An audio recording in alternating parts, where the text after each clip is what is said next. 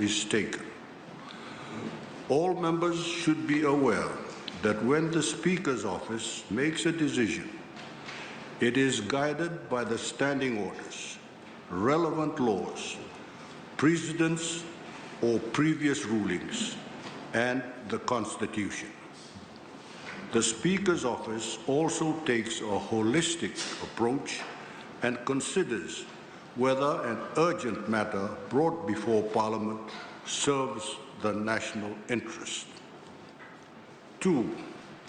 Honourable members are well aware that the Fijian economy is in the recovery stages from the effects of the pandemic, and we should all be considerate as members of this august institution that the welfare of all Fijians remain paramount. 3. The government did inform this House, all members of Parliament present, and the nation on 16 July 2021 through the Honourable Minister for Economy's 2021-2022 budget address that the budget would be reviewed after 6 months. It is already past 6 months in this financial year, and all members should have anticipated this. As Speaker, I saw no reason why we should not consider the government's proposal for a sitting to review the 2021-2022 budget. 4. Honourable members, I wish to remind you all that all backbenchers were furnished with the necessary tools such as high-end smartphones, laptops, and mobile internet access to ensure that you successfully perform your functions. It is inexcusable to claim that you have not received communications from the Secretariat on important matters relating to your work as parliamentarians, or that such communications were late. Honourable members, at this juncture, I wish to inform all honourable members that a flying minute pertaining to the revised budget sittings and deferral of the March sitting to April was communicated to the Business Committee, which comprises 4 members from the government, 2 members from SODELFA, and 2 members from the NFP. The Business Committee had 3 clear days to peruse its contents and provide comments accordingly.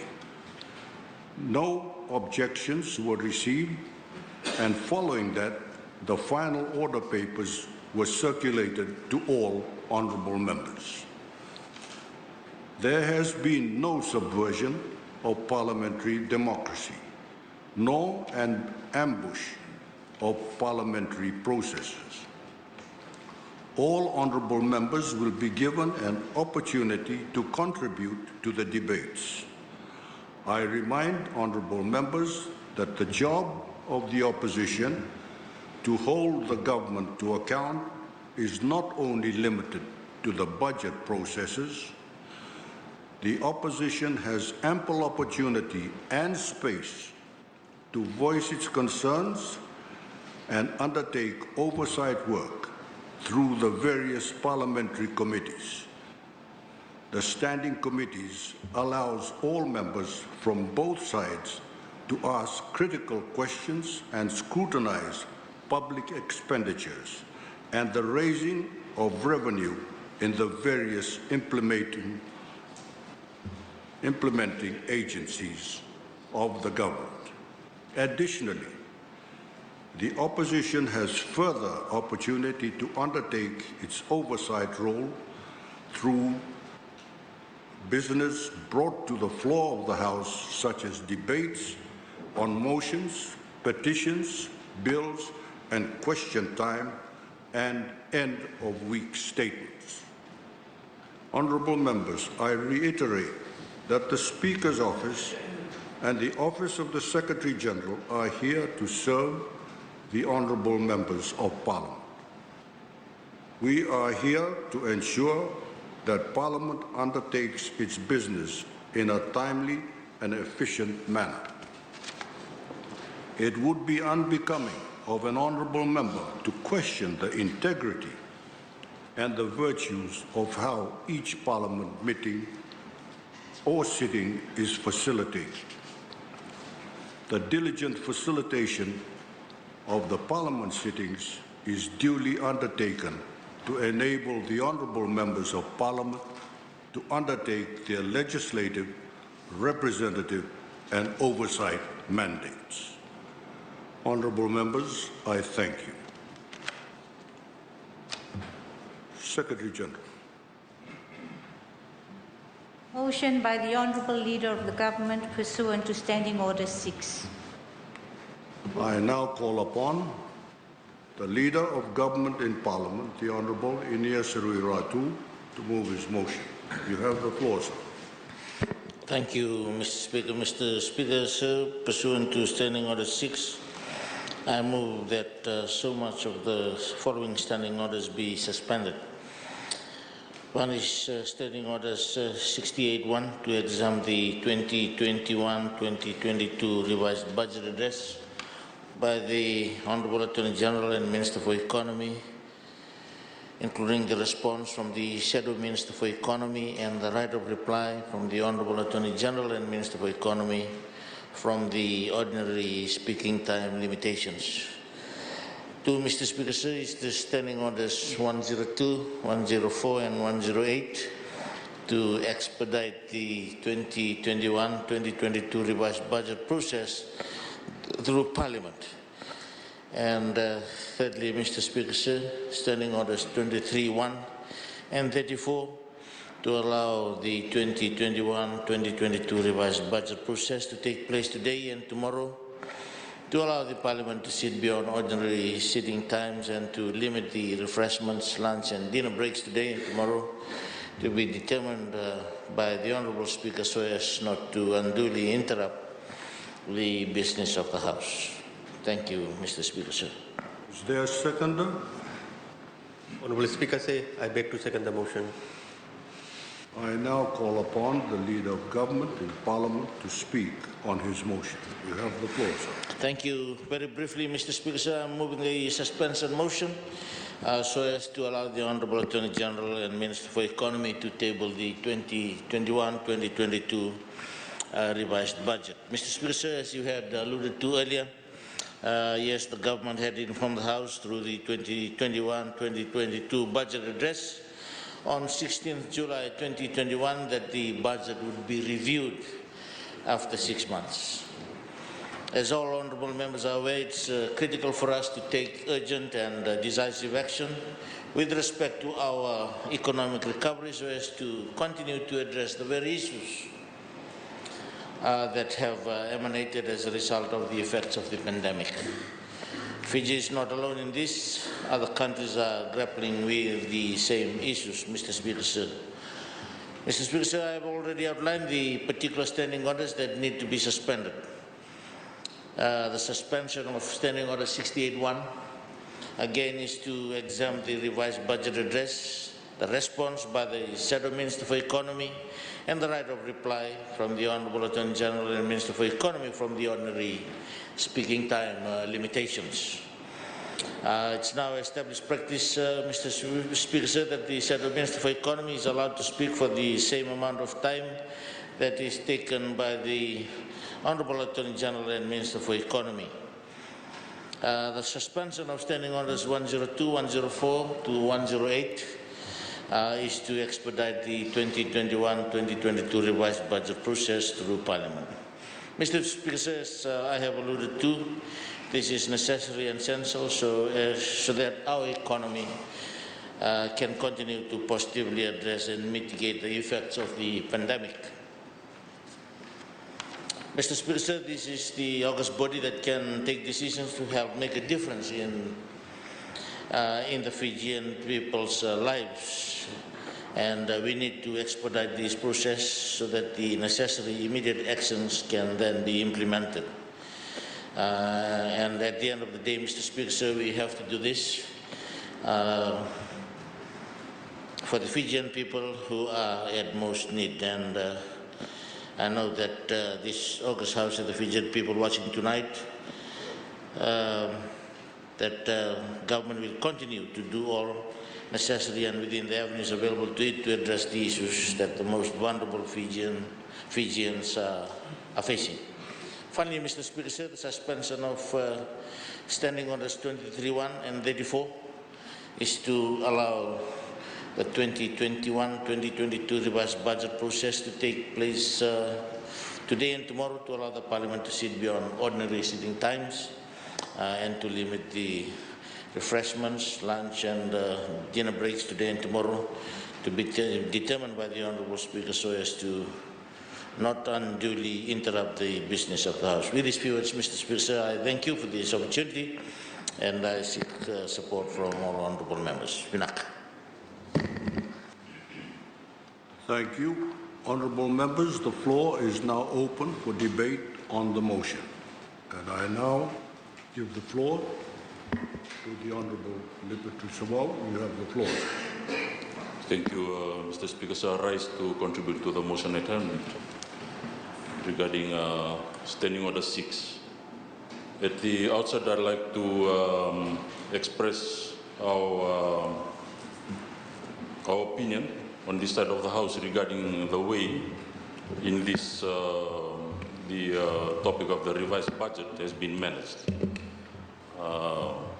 But before that, I'd like to welcome the Honourable Prime Minister, Honourable Mbani Marama, back into the Parliament in terms of the health issues he has gone through, and we welcome him today on this side of the House. So we are very concerned about the way this has been managed and the way it has been handled in terms of the business committee, etc. And we, in the opposition, express our view that we only have a few hours to review the whole budget estimates and supplements to prepare the responses tomorrow. And we have the view that this debate will be severely truncated and shortened. And the underhand style of governing is not new, where the opposition is ambushed at every opportunity, and this is another example. In rules set by the Attorney General, and it is, in our perspective, undemocratic and tantamount to treating Parliament like a rubber stamp at the whims of the Minister of Economy. So, Honourable Speaker, what was really upsetting was that all preparations had been done in terms of our questions and motions for the session from 7 to 11 March.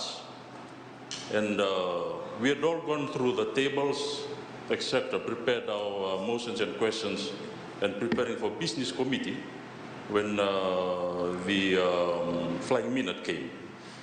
And again, this is already in the approved Parliament calendar. If this had been foreseen from 6 months before, then why wasn't this planned ahead instead of what we term as a last-minute change? It indicates lack of professionalism and arrogance and just plain incompetence in the management of such issues. Not only that, also in financial planning. Let me remind the House that we were advised by a flying minute on the 25th of February at 3:31 p.m. And the deadline given for comments was Monday, 11 a.m., 28th Feb. That 25th Feb is a Friday. And anything of such critical importance should be discussed by our members, our caucus. And this was impossible because this was sent on Friday, and we were expected to respond by 11 a.m. on 28th Feb. This was approved on the 28th Feb, 11:56 a.m. We did not respond, sir, because on principle, we do not agree with this process, which has, in our view, hijacked the Parliament process. And what was very insulting was that on the 25th Feb, at 9:36 a.m., the Honorable Minister of Economy issued a public statement on IBC stating that the Minister of Economy confirms that the revised budget will be announced on 24th March. This is even before 25th March 2022 at 9:36 a.m. on 25th Feb. On 25th Feb, on that same day, the flying minute was issued at 3:31 p.m. Even before that, he had made the public statement that the revised budget will be discussed on tomorrow. So we consider this as undermining the process of the business committee and an insult. And this is why we, on this side of the House, have repeatedly said that this parliament process has been hijacked. And we are asking ourselves, why bother? Because he has already made the decision even before the business committee makes the decision. And we state that Parliament should serve its functions. It should really be, and there needs to be a drastic change in the standing orders and operations in practice. And this can only be achieved with a change of government. And in terms of the flying minute for today, there was again a revised standing order which we received. This was by flying minute today at 24th March, 10:26 a.m. to respond by midday to include what has been included here, Standing Order 6 and Standing Order 51. And the final order paper was sent at 2:46 p.m. Again, sir, this to us it just shows lack of management and undermining the parliamentary process. Not only that, but just total lack of respect for Parliament as an institution and also for the opposition side of the House. And I remind government that we were elected. We didn't come here by invitation. We were elected. And we represent nearly 50% of the population, and that should be respected. On these standing orders, sir, as in terms of the motion at hand, again, if you look at Standing Order 68, speaking times and putting of questions, this is a supplementary budget, a revised budget, and it's very, very critical that we discuss it fully. Again, this is restricted in terms of what we will be doing tomorrow, because we are suspending Standing Orders 58. And Standing Order 102, again, that is being suggested to be suspended. Supplementary estimates. If you read there, to provide for expenditure not already provided for, the bill to be known as supplementary appropriation bill must be accompanied by a document to be known as supplementary estimates. So I believe that from what I've heard, this is to be suspended, the whole thing. And I mean, if you suspend 102, 1 to 5, it looks to me like the whole detailed supplementary budget will not be coming before the House. But I don't know, I could be wrong. But if we suspend it, then that doesn't give us the empowerment to discuss those issues in detail. And that's what I wanted to raise in terms of, again, 104 and 108, Standing Orders 104, 108. That's on the amendments. And 108 on withdrawal of amendments. Again, this restricts what we can do in terms of the discussions on this supplementary budget.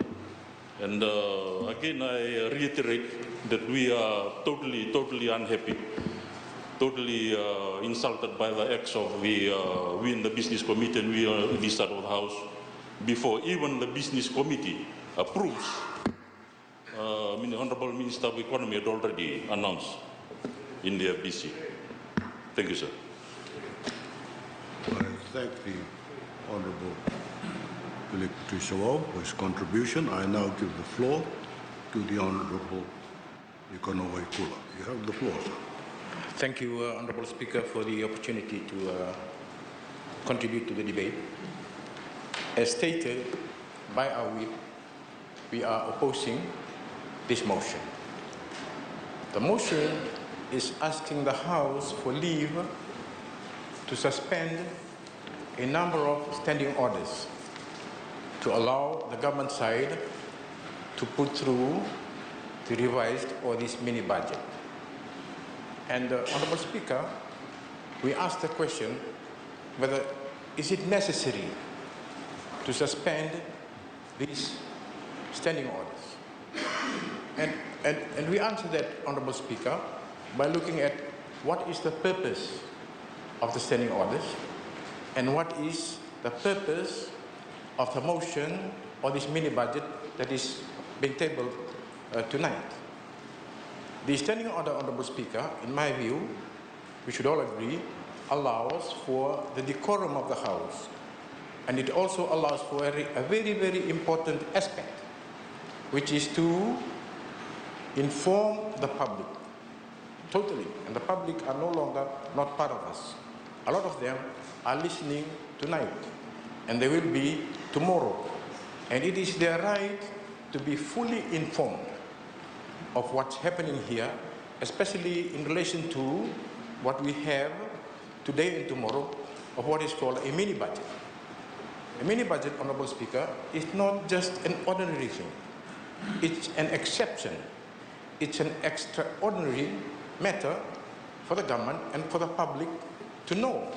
And if we look at the authorization for a mini budget, it says, in relation to finances, the fiscal strategy, and by that is a reference to the budget in the previous year, may be amended only under 3 scenarios. And this is how the honorable, the mini budget is coming in. Where there is an economic shock occurs. So what we have is that there is now an economic shock. Big economic problem. And because of that, the finances, or what we had planned before, or what we had approved in the budget last year, cannot take us to the end of the year. That is the only reason why we need a supplementary or mini budget. So the public needs to know if that in fact is the case, or is it a lie? Because a lot of us suspect that is not the case, and the reason for this mini budget is to fund their freebies for the election. And one important reason, Honorable Speaker, if you look at the funds that were allocated, that came to the government last year through grants and loans, aid in kind, totaling 1.8 billion. And we ask ourselves, do you need further readjustment to take us through?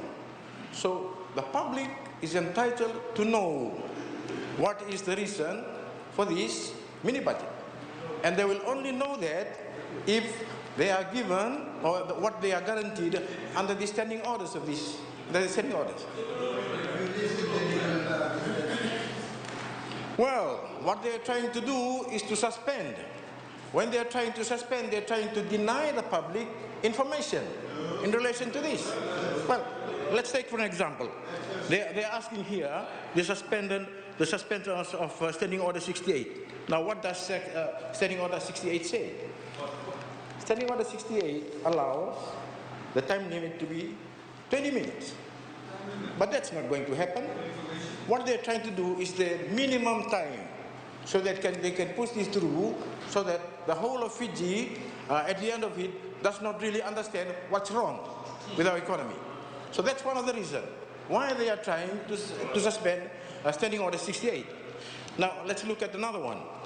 Another one is Standing Order 23.1. If you look at 23.1, it says that in all sittings of Parliament, you start at 9 and end by 4:30. Now, when you suspend it, the kind of problem we will have is what we have tonight. We're supposed to start at 7:30 and we are starting at 8:30. And that's the reason. So we need these guarantees for the public to know fully what's happening. And that is one of the whole reason why we are opposing this motion. Because we know that the public are entitled to full information. We know that they are entitled to know. The other suspended motion that they are looking for, Honorable Speaker, if you look at, I think it's Standing Order 108, we will not have committee. So it is to exempt or to deny the right to go through the committee. The committee stage, Honorable Speaker, allows us to examine in detail every aspect so that we should know whether we are now looking for money or readjusting money or they'll be giving away money. And that is the reason why we are opposing this. Basically, because we know that the public are entitled to the full information of what shock there is, and we really feel there is no shock, and they are going to allocate this and allocate that, which we will see after this. So for those reasons, Honorable Speaker, we oppose this motion. I thank the Honorable Nicaragua Kula for his contribution to the debate. And Honorable Thank you. you have the floor. You have the floor. Thank you, Honorable Speaker. And I rise to oppose the motion on the floor, particularly in regards to Standing Orders 102. And Honorable Speaker, with the suspension of the standing orders as highlighted by the government side, it reflects that there is a selective application of the standing orders to suit the agenda of the government side, Honorable Speaker, in regards to this revised budget. And as we know, in the previous weeks, the Honorable Minister for Economy had gone to great lengths consulting the members of the public on this revised budget. And therefore, Honorable Speaker, this is an opportune time for the members of the House, particularly from the opposition, to raise the concerns of the members of the public on issues that they have highlighted with us. And also it is important, Honorable Speaker, to note that the suspension of Standing Orders 102 on the supplementary estimates, it takes away, or shall I say what Honorable Minister for Economy always say, that the reality of the matter in regards to the consultation that he had taken to the people will be reflected in the supplementary estimates. Because, Honorable Speaker, as I had always highlighted in the House, that the priority of the government will be highlighted in the estimate, and in the supplementary estimate in this case, and whether the supplementary estimate really reflect what the Honorable Attorney General or the Honorable Minister for Economy had been taking out to the people remains to be seen. And having to suspend that, Honorable Speaker, does not give us the opportunity to really tie in the consultation and the actual budgetary allocation that will be in the supplementary estimate. And also denies the opportunity for the people to be well informed in regards to the purpose and the various sectors that will benefit from this revised estimate. And the people without that information will not really be in a position to really see the authenticity or the genuineness of this revised budget, Honorable Speaker.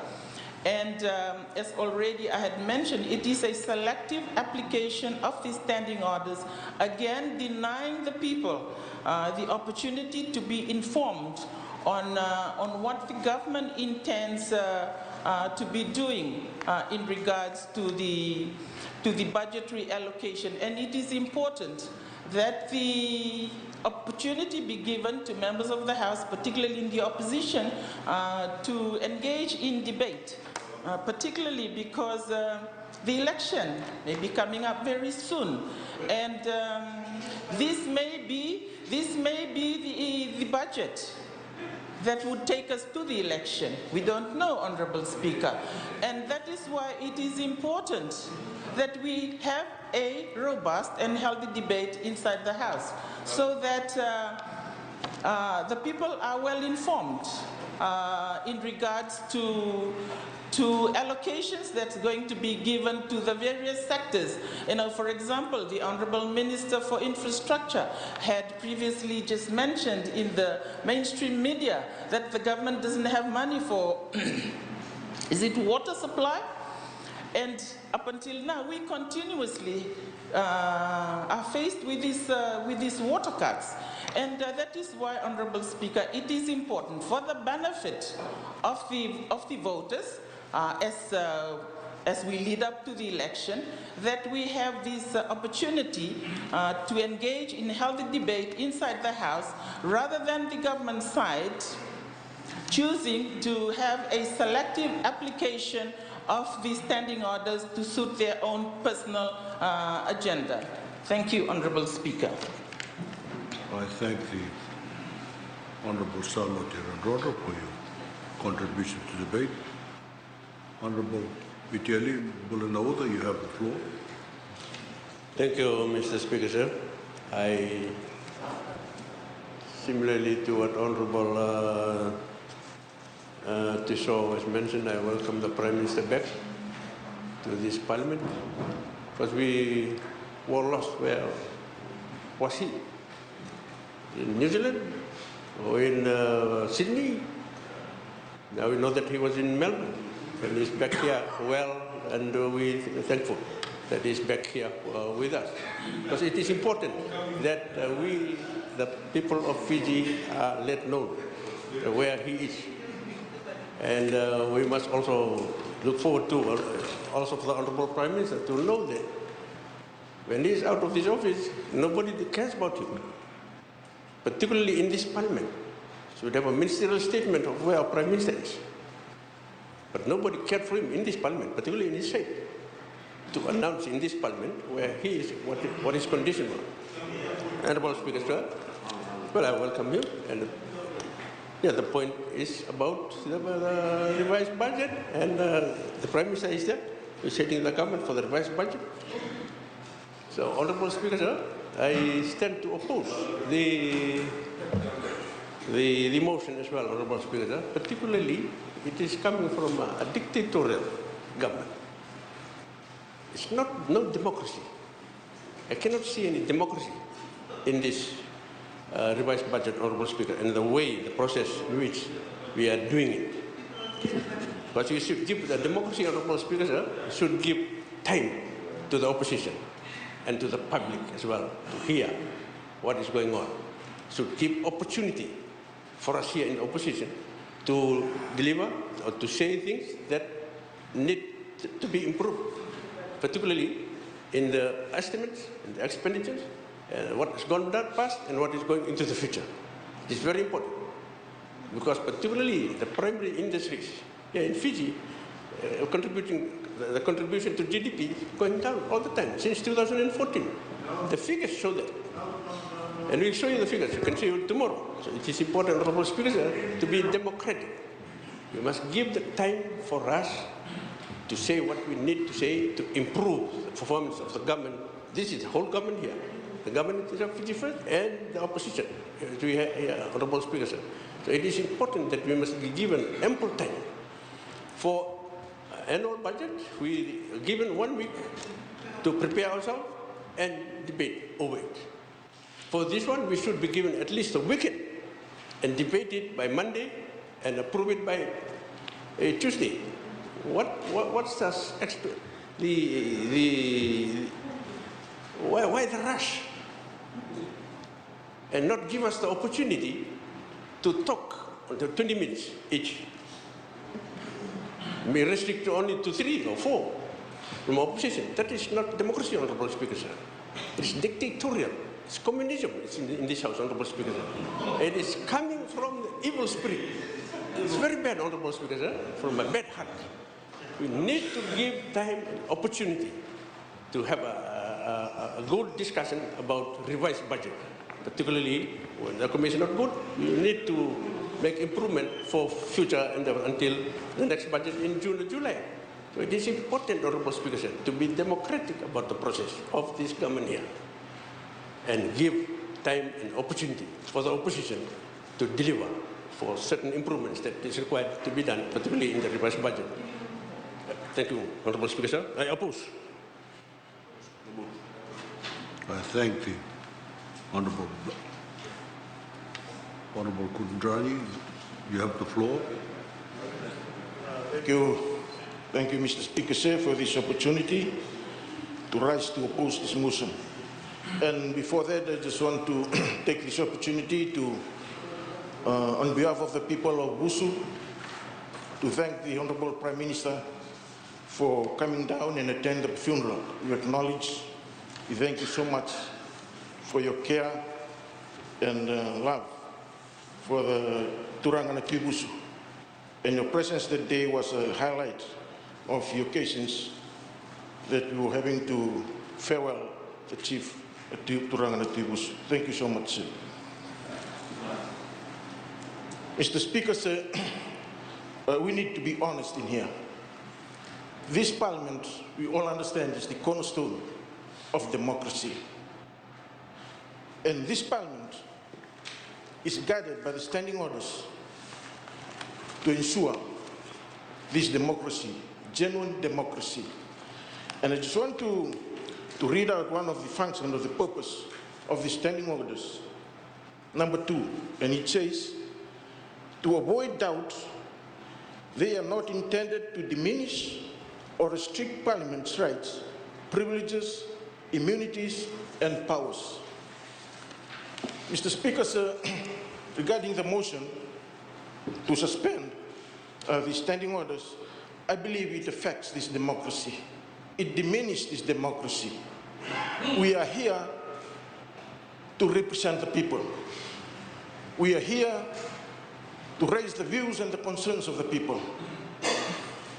And the suspension of these motions, it diminished, it stopped us to raise the views and the concerns of the people that we represent here. I agreed with my colleague, Honorable Nawekula, the reason for having this revised budget. Mr. Speaker, my understanding that the revised budget only comes when our economy is in disaster. It's like what we face in COVID-19. That's fine. And another reason, when a new parliament comes into power, to readjust its strategy, it will need a revised budget. But in here, I don't understand why there is a revised budget. And I agree with Honorable Nawekula, as he stated, the amount of funds that we received, assistance, direct budget funding, it's more than $2 billion, which is enough to take us through to the next financial year. And let us look at the budget from the previous years by this government. The expenses, the estimate, and the actual. There's a big margin of variance, funds that are not being used. Look at in 2018 and 2019, it's 583 million. Look at in 2018 to 2019, it's 1 billion. These are funds that are not being used by the ministries that could be used to take us through if they run out of funds. As already stated by the Minister of Infrastructure, Honorable Usamate, they don't have the money. But where is all this money? If they are real money, then this should be sufficient to take us through to the next financial year. So it seems that all this money, all these figures are being cooked, fried, to look nice, to smell nice for the people. But it's been deceived, they've been deceived, deceiving the people for all this time. Mr. Speaker, sir, I believe there is no reason to have this mini budget or revised budget for the reasons I've stated. We have enough funds to take us through. And for me, just to conclude, that this revised budget is just to legalize the effort or the strategy for this election, to provide funds. You already seen it's happening. It's happening. They even go as funding boats, freezers, and as far as laboratories, water seal laboratories. How desperate? Are they desperate? They're desperate to remain in power? Are they afraid of the consequences of their actions? Of mismanaging this economy for the last 16 years? Seems to be afraid.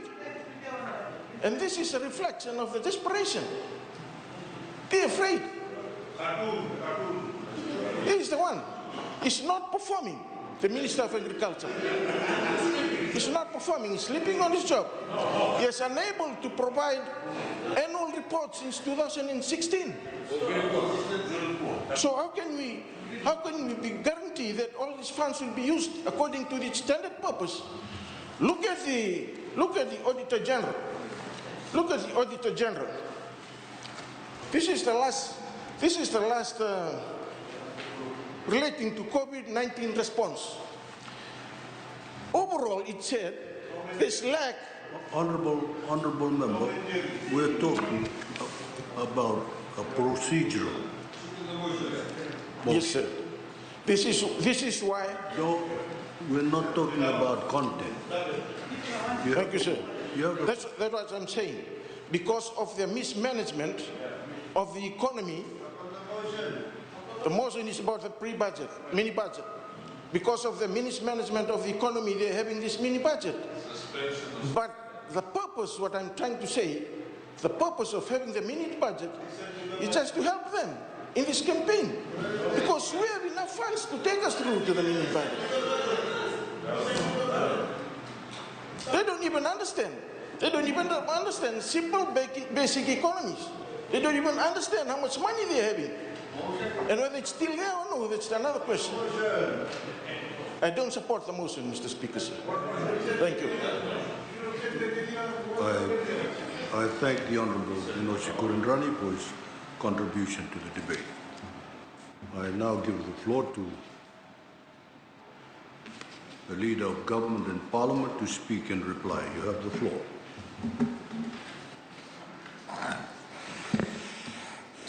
Thank you, Mr. Speaker, sir. Mr. Speaker, this is not about ambushing the opposition at every opportunity. It's not about undermining the parliament process.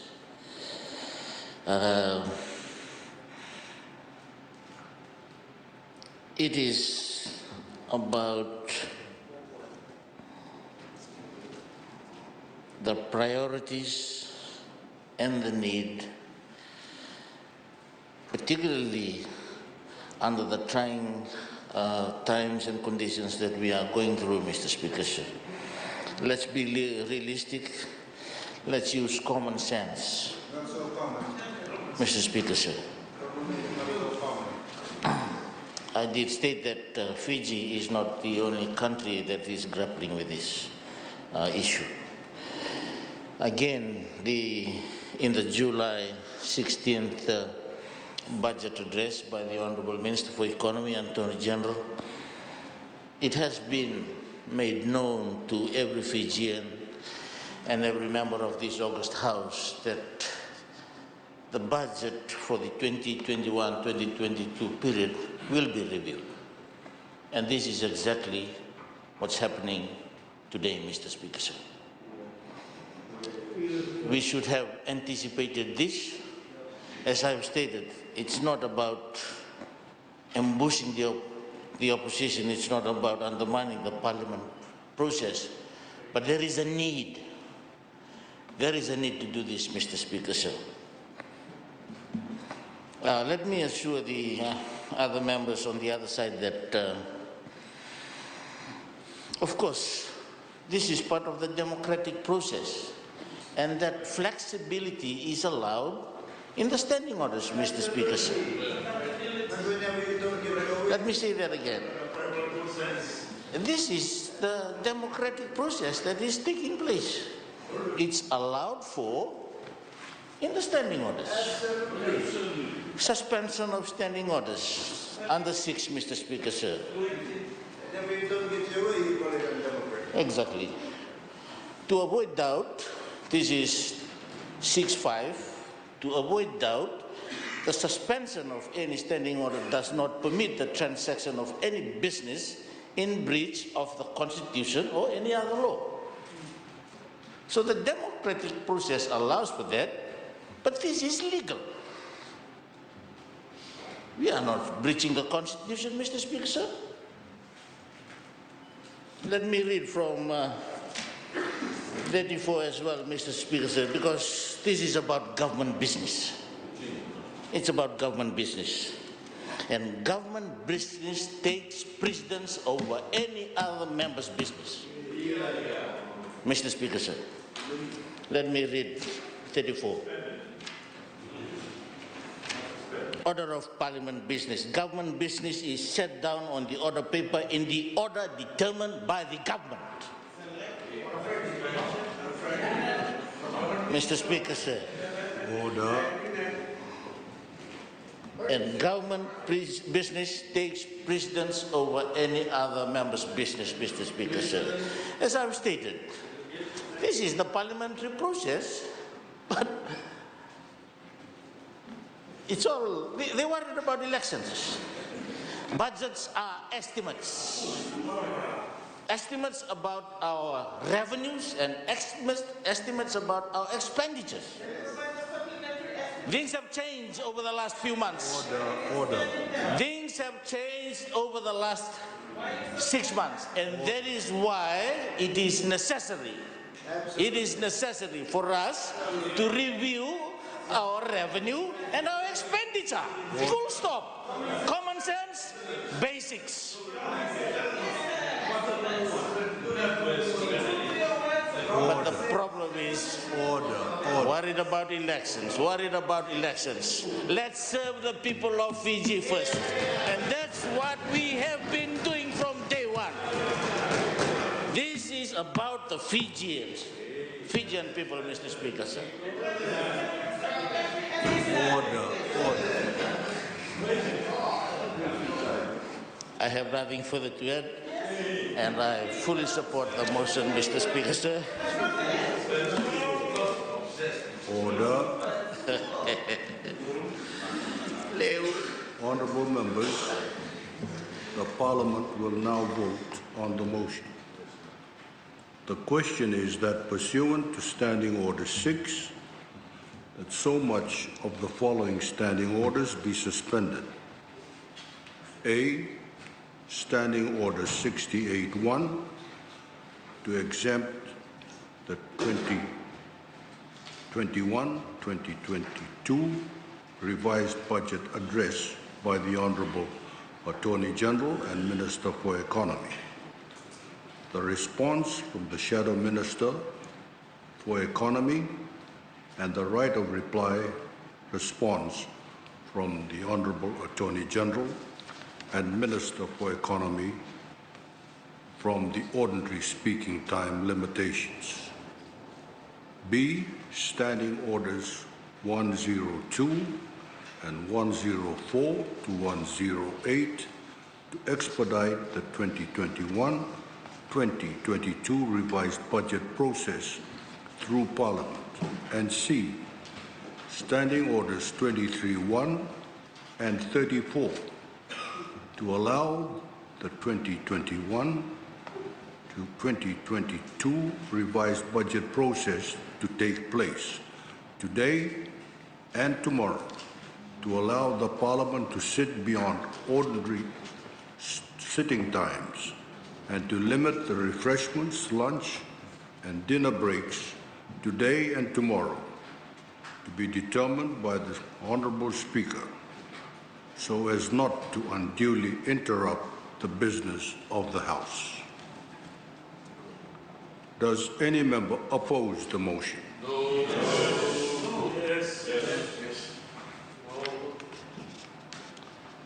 There being opposition, honorable members, we vote by acclamation. Those in favor say aye. Those against say nay. The ayes have it. Honorable members, the motion is agreed to. Secretary General. Motion by the Honourable Attorney General and Minister for Economy pursuant to Standing Order 51. I now call upon the Attorney General and Minister for Economy, Civil Service, Communications, Housing and Community Development, the Honourable I.S. Syed Qayyum, to move his motion. You have the floor, sir. Thank you, Mr. Speaker, sir. Mr. Speaker, sir, pursuant to Standing Order 51, I move that A, the following revised 2021-2022 budget be considered by Parliament without delay. 1. Revised 2021-2022 Appropriation Bill 2022. 2.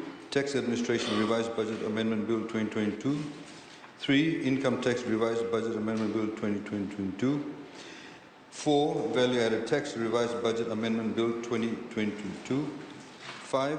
Airport Departure Tax Revised Budget Amendment Bill 2022. 6. Environmental and Climate Change Adaptation Levy Revised Budget Amendment Bill 2022. 7. Customs Revised Budget Amendment Bill 2022. 8. Customs Tariff Revised Budget Amendment Bill 2022. 9. Financial Management Revised Budget Amendment Bill 2022. 10. Employment Relations Revised Budget Amendment Bill 2022. 11. Citizenship of Fiji Revised Budget Amendment Bill 2022. 12. Surveyors Revised Budget Amendment Bill 2022. 13. Real Estate Agents Revised Budget Amendment Bill 2022. 14. Town Planning Revised Budget Amendment Bill 2022. 15. Land Transport Revised Budget Amendment Bill 2022. 16. Langi Langi Housing Development Bill 2022. 17. Development of Informal Settlements Bill 2022. And 18. Medical and Dental Practitioners Revised Budget Amendment Bill 2022. Speaker, sir, these bills must pass through one stage in a single sitting of Parliament.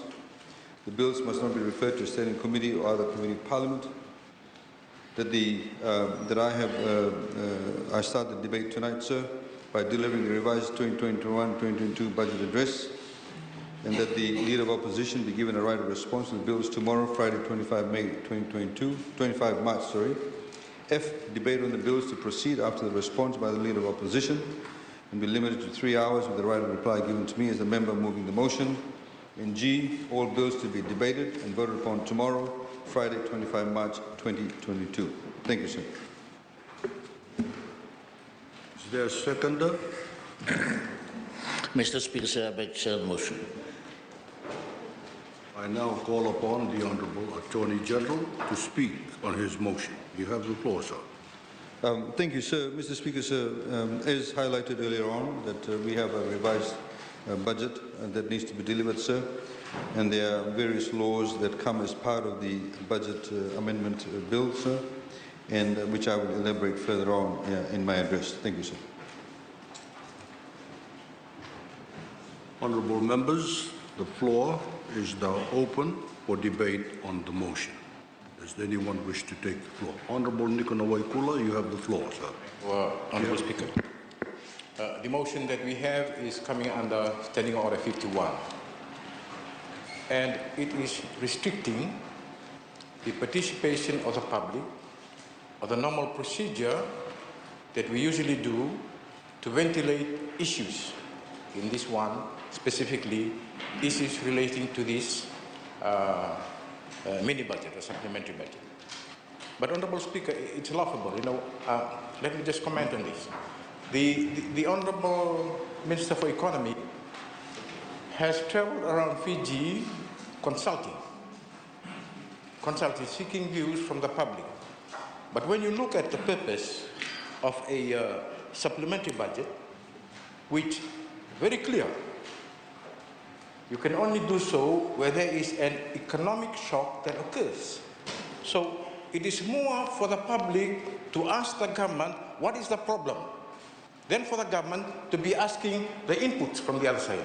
The public want to know what is the shock, what is the problem, what is your problem. And I had hoped that the Honorable Minister for Economy had outlined to them the problem that we have and how he wishes to, through this supplementary budget, address those. What kind of problem? Let me just go through some of these problems.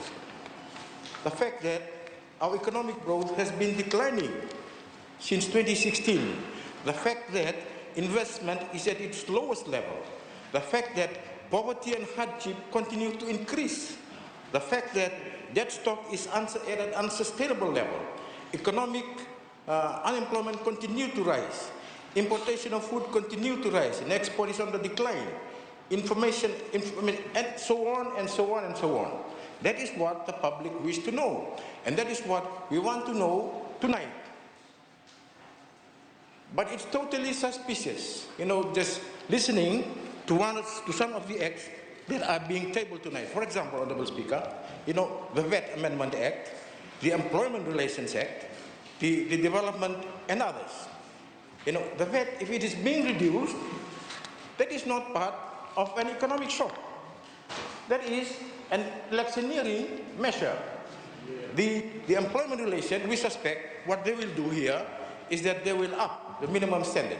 That has nothing to do with the purpose of a mini budget or supplementary budget as authorized by the Financial Management Act. Now coming back to the motion under Standing Order 51. What we are given, we are being denied, this being referred to the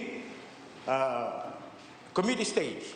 So we'll be totally in the dark. And that is the reason why we are opposing this. We are opposing this because it is unnecessary, it is unethical, it's unprofessional, it's totally wrong to bring in this bill through Standing Order 51. If you want to ventilate issues, if you want the public to be part of the parliamentary process, have an announcement tonight, give us a couple of days to digest it, then we come back and debate it, and we go through the committee process.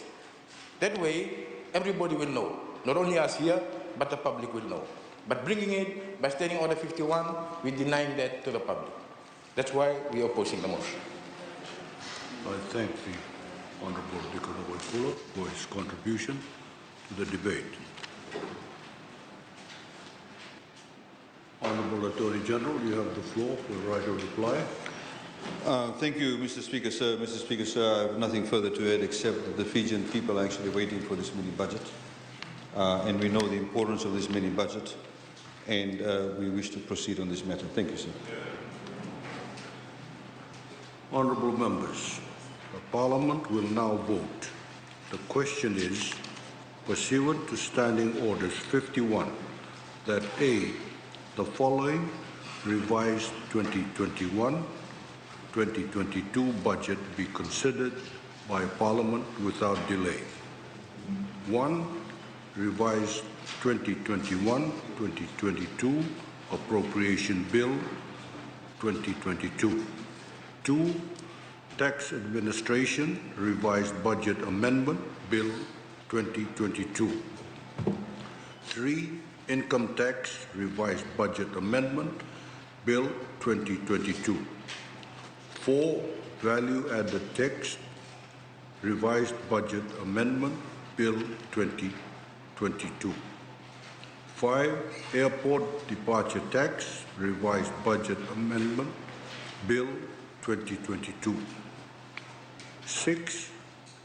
Environmental and Climate Change Adaptation Levy Revised Budget Amendment Bill 2022. 7. Customs Revised Budget Amendment Bill 2022. 8. Customs Tariff Revised Budget Amendment Bill 2022. 9. Financial Management Revised Budget Amendment Bill 2022. 10. Employment Relations Revised Budget Amendment Bill 2022. 11. Citizenship of Fiji Revised Budget Amendment Bill 2022. 12. Surveyors Revised Budget Amendment Bill 2022. 13. Real Estate Agents Revised Budget Amendment Bill 2022. 14.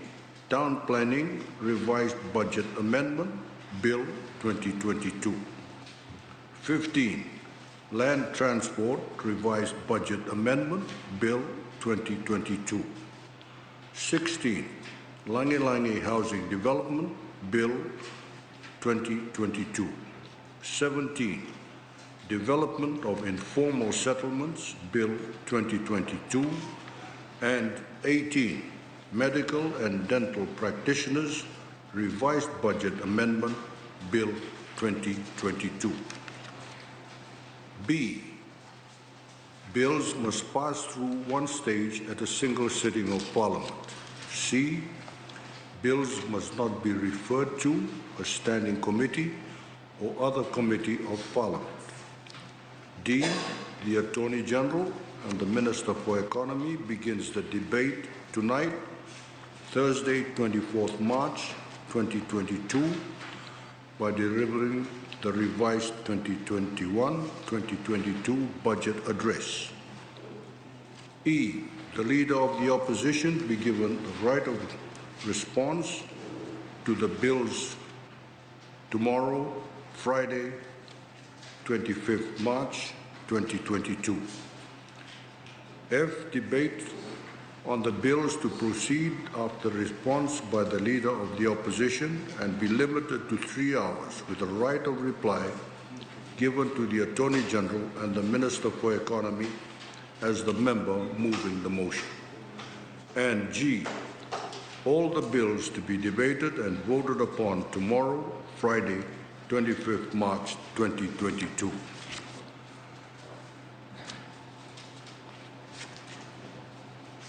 Does any member oppose the motion? Yes. No.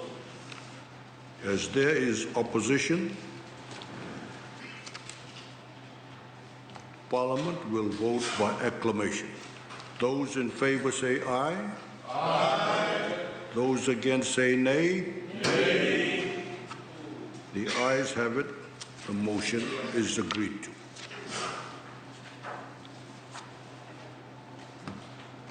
Secretary General. The Honourable Attorney General and Minister for Economy, Civil Service, Communications, Housing and Community Development to deliver the 2021 to 2022 revised budget.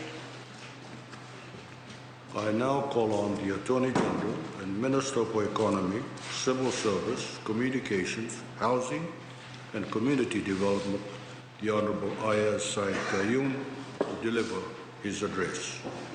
You have the floor, sir.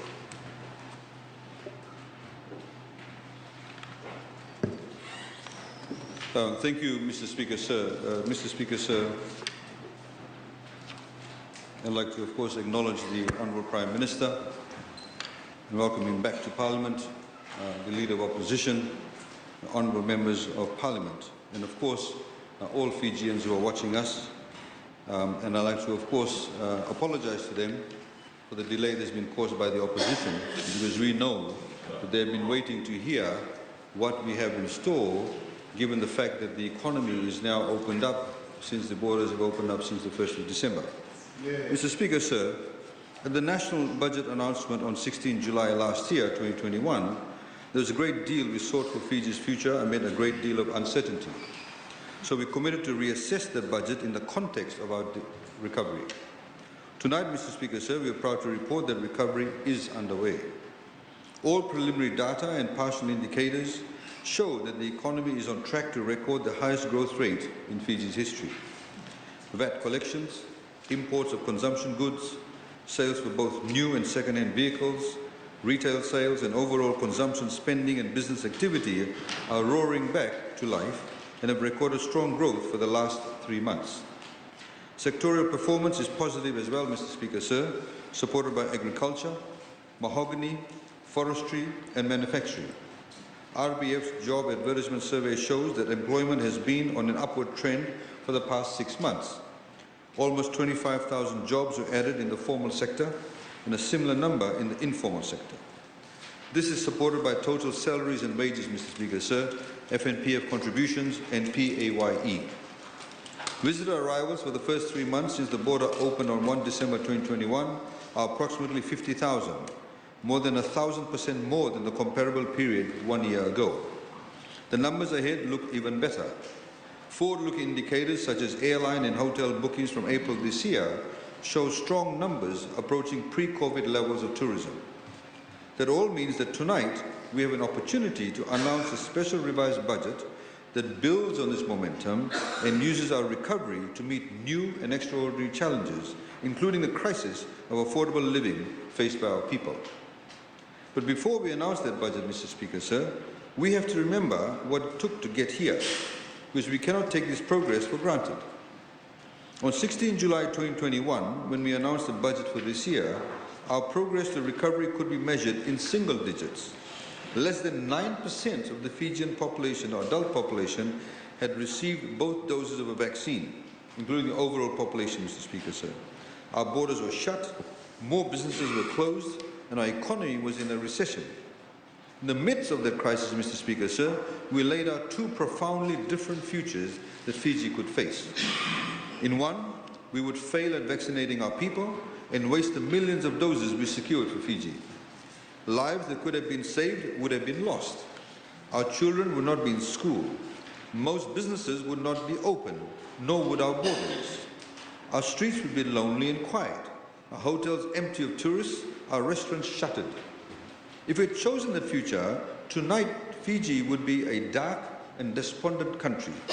And tonight we'd have no choice but to announce painful and difficult measures of austerity. That, Mr. Speaker, sir, will not happen, because we chose better. Not through some single sweeping decision, but day by day, step by step, and hand in hand with every Fijian. Under the leadership of our Honourable Prime Minister, we kept to the vision of a Fiji that would control the pandemic. We saw well beyond a single day's headlines. We saw beyond the likes and views and attention on social media that became the obsession of our detractors. We used our God-given intellect to follow the science and best medical knowledge. We navigated commercial realities that kept our economy functioning. We called on every willing partner, an institution in the world to support us, and we earned their confidence through our prudent and practical policy responses. We made tough decision after tough decision, which time has proved were the right decisions. Fiji was the first country in the region to introduce a no-jab, no-job policy. Australia followed suit. New Zealand followed suit. Many cities and states in the USA did as well.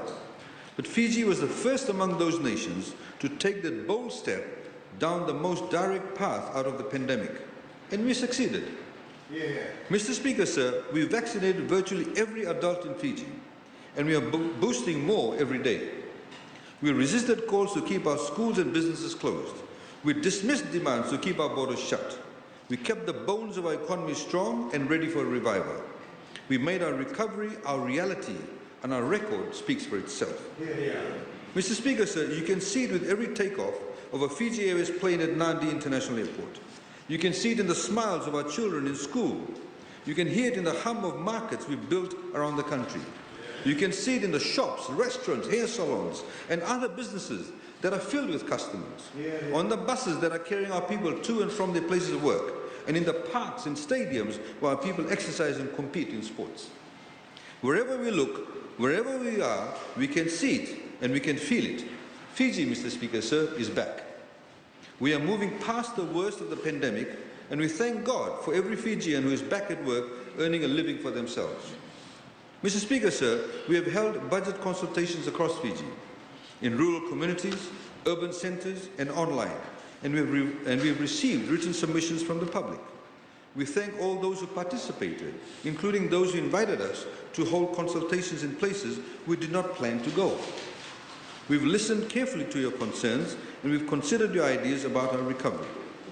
It is our duty to each of you, and every Fijian to answer the burning question on the mind of the nation. And that question is, what is next?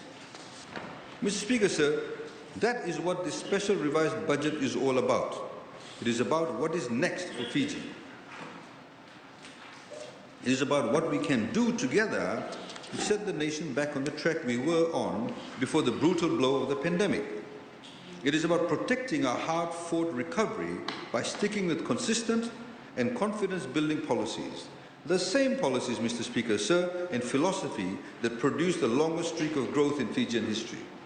It is about restoring the unprecedented pace of our march towards a modern nation-state. It is about moving forward to confront a new slate of global challenges. Because steering away from this course, Mr. Speaker, sir, can only mean falling backwards. Mr. Speaker, sir, a major issue in all of the conversations we've had across the country has been the rising price of food and other essentials. We all feel it at the fuel pump, at the market, in the supermarket, at the bakery. Prices aren't just rising, they are skyrocketing. Mr. Speaker, sir, we wish to explain in simple terms why this is happening, and later tonight how we plan to protect affordable living in Fiji. Mr. Speaker, sir, this pricing crisis, and it is a crisis, is affecting every country in the world as a result of a volatile cocktail of global developments. First, there was a worldwide explosion in consumption coming out of the pandemic. Months of lockdown paired with trillions of dollars injected into economies by wealthy nations produced consumer demand of historic proportions. People in rich countries left their homes and went straight to the malls and markets to spend some more. But supply chains could not keep up with all that pent-up demand. They had been disrupted seriously during the pandemic. They were facing labor shortages, they were facing shipping disruptions, and they were overburdened just as they were beginning to recover. That made food, fuel, freight, and other goods like fertilizer more expensive. We've been feeling the trend since the end of last year. It was tough, but we are managing thanks to a promising start for our recovery. But then, Mr. Speaker, sir, things got worse, much worse, as a direct result of two earth-shaking events. A fresh COVID-19 outbreak in China forced hard lockdowns that shut down major industrial hubs and decimated the country's globally vital production capacity.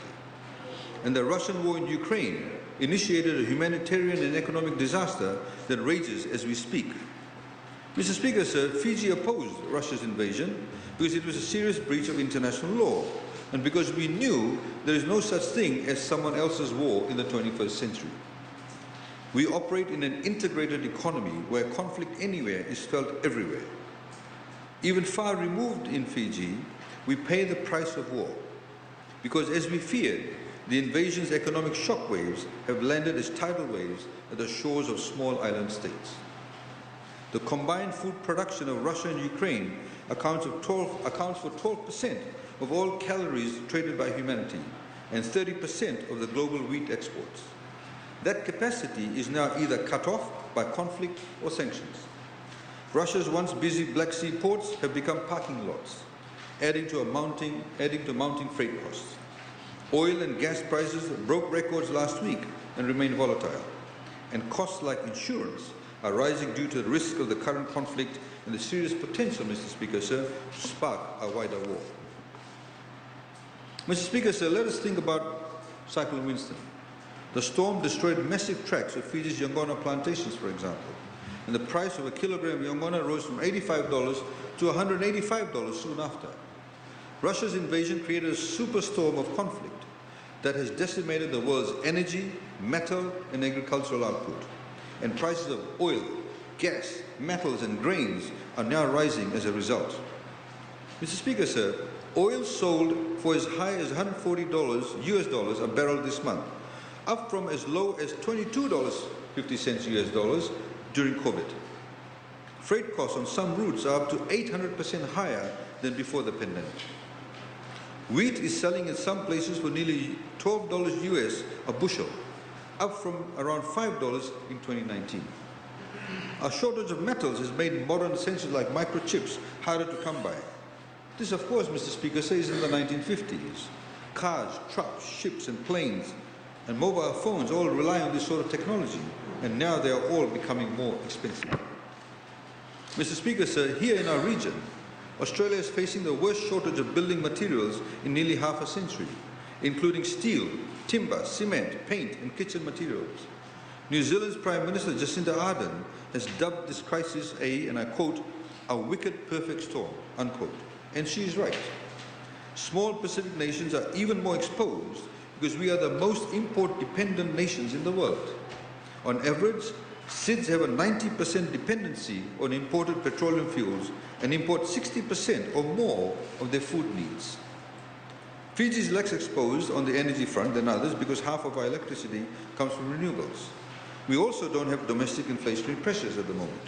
Our dollar is strong and our foreign reserves are high because of our steady and strategic policy making. But we are a major importer, and that means we import inflationary pressures from overseas. So when costs increase internationally, these costs are passed on to us. Like all other islanders, virtually all of us eat imported food items every day. Bread, roti, panikeke, purini, bambakau are all made of flour, which of course comes from wheat. Wheat does not grow in Fiji.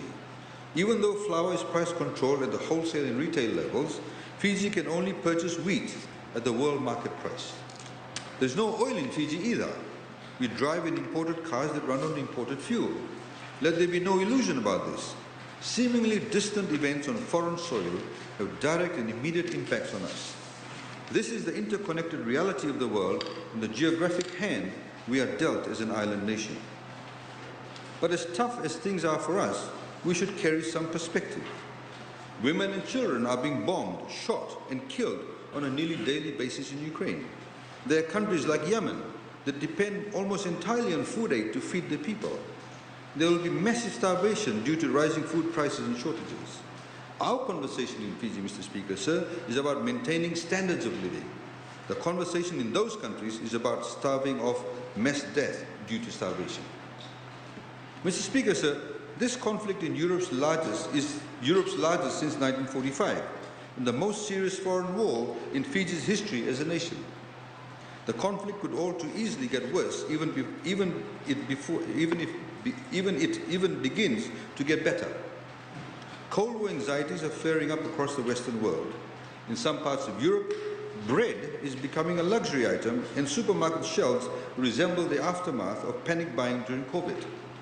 This is the brutal reality of war.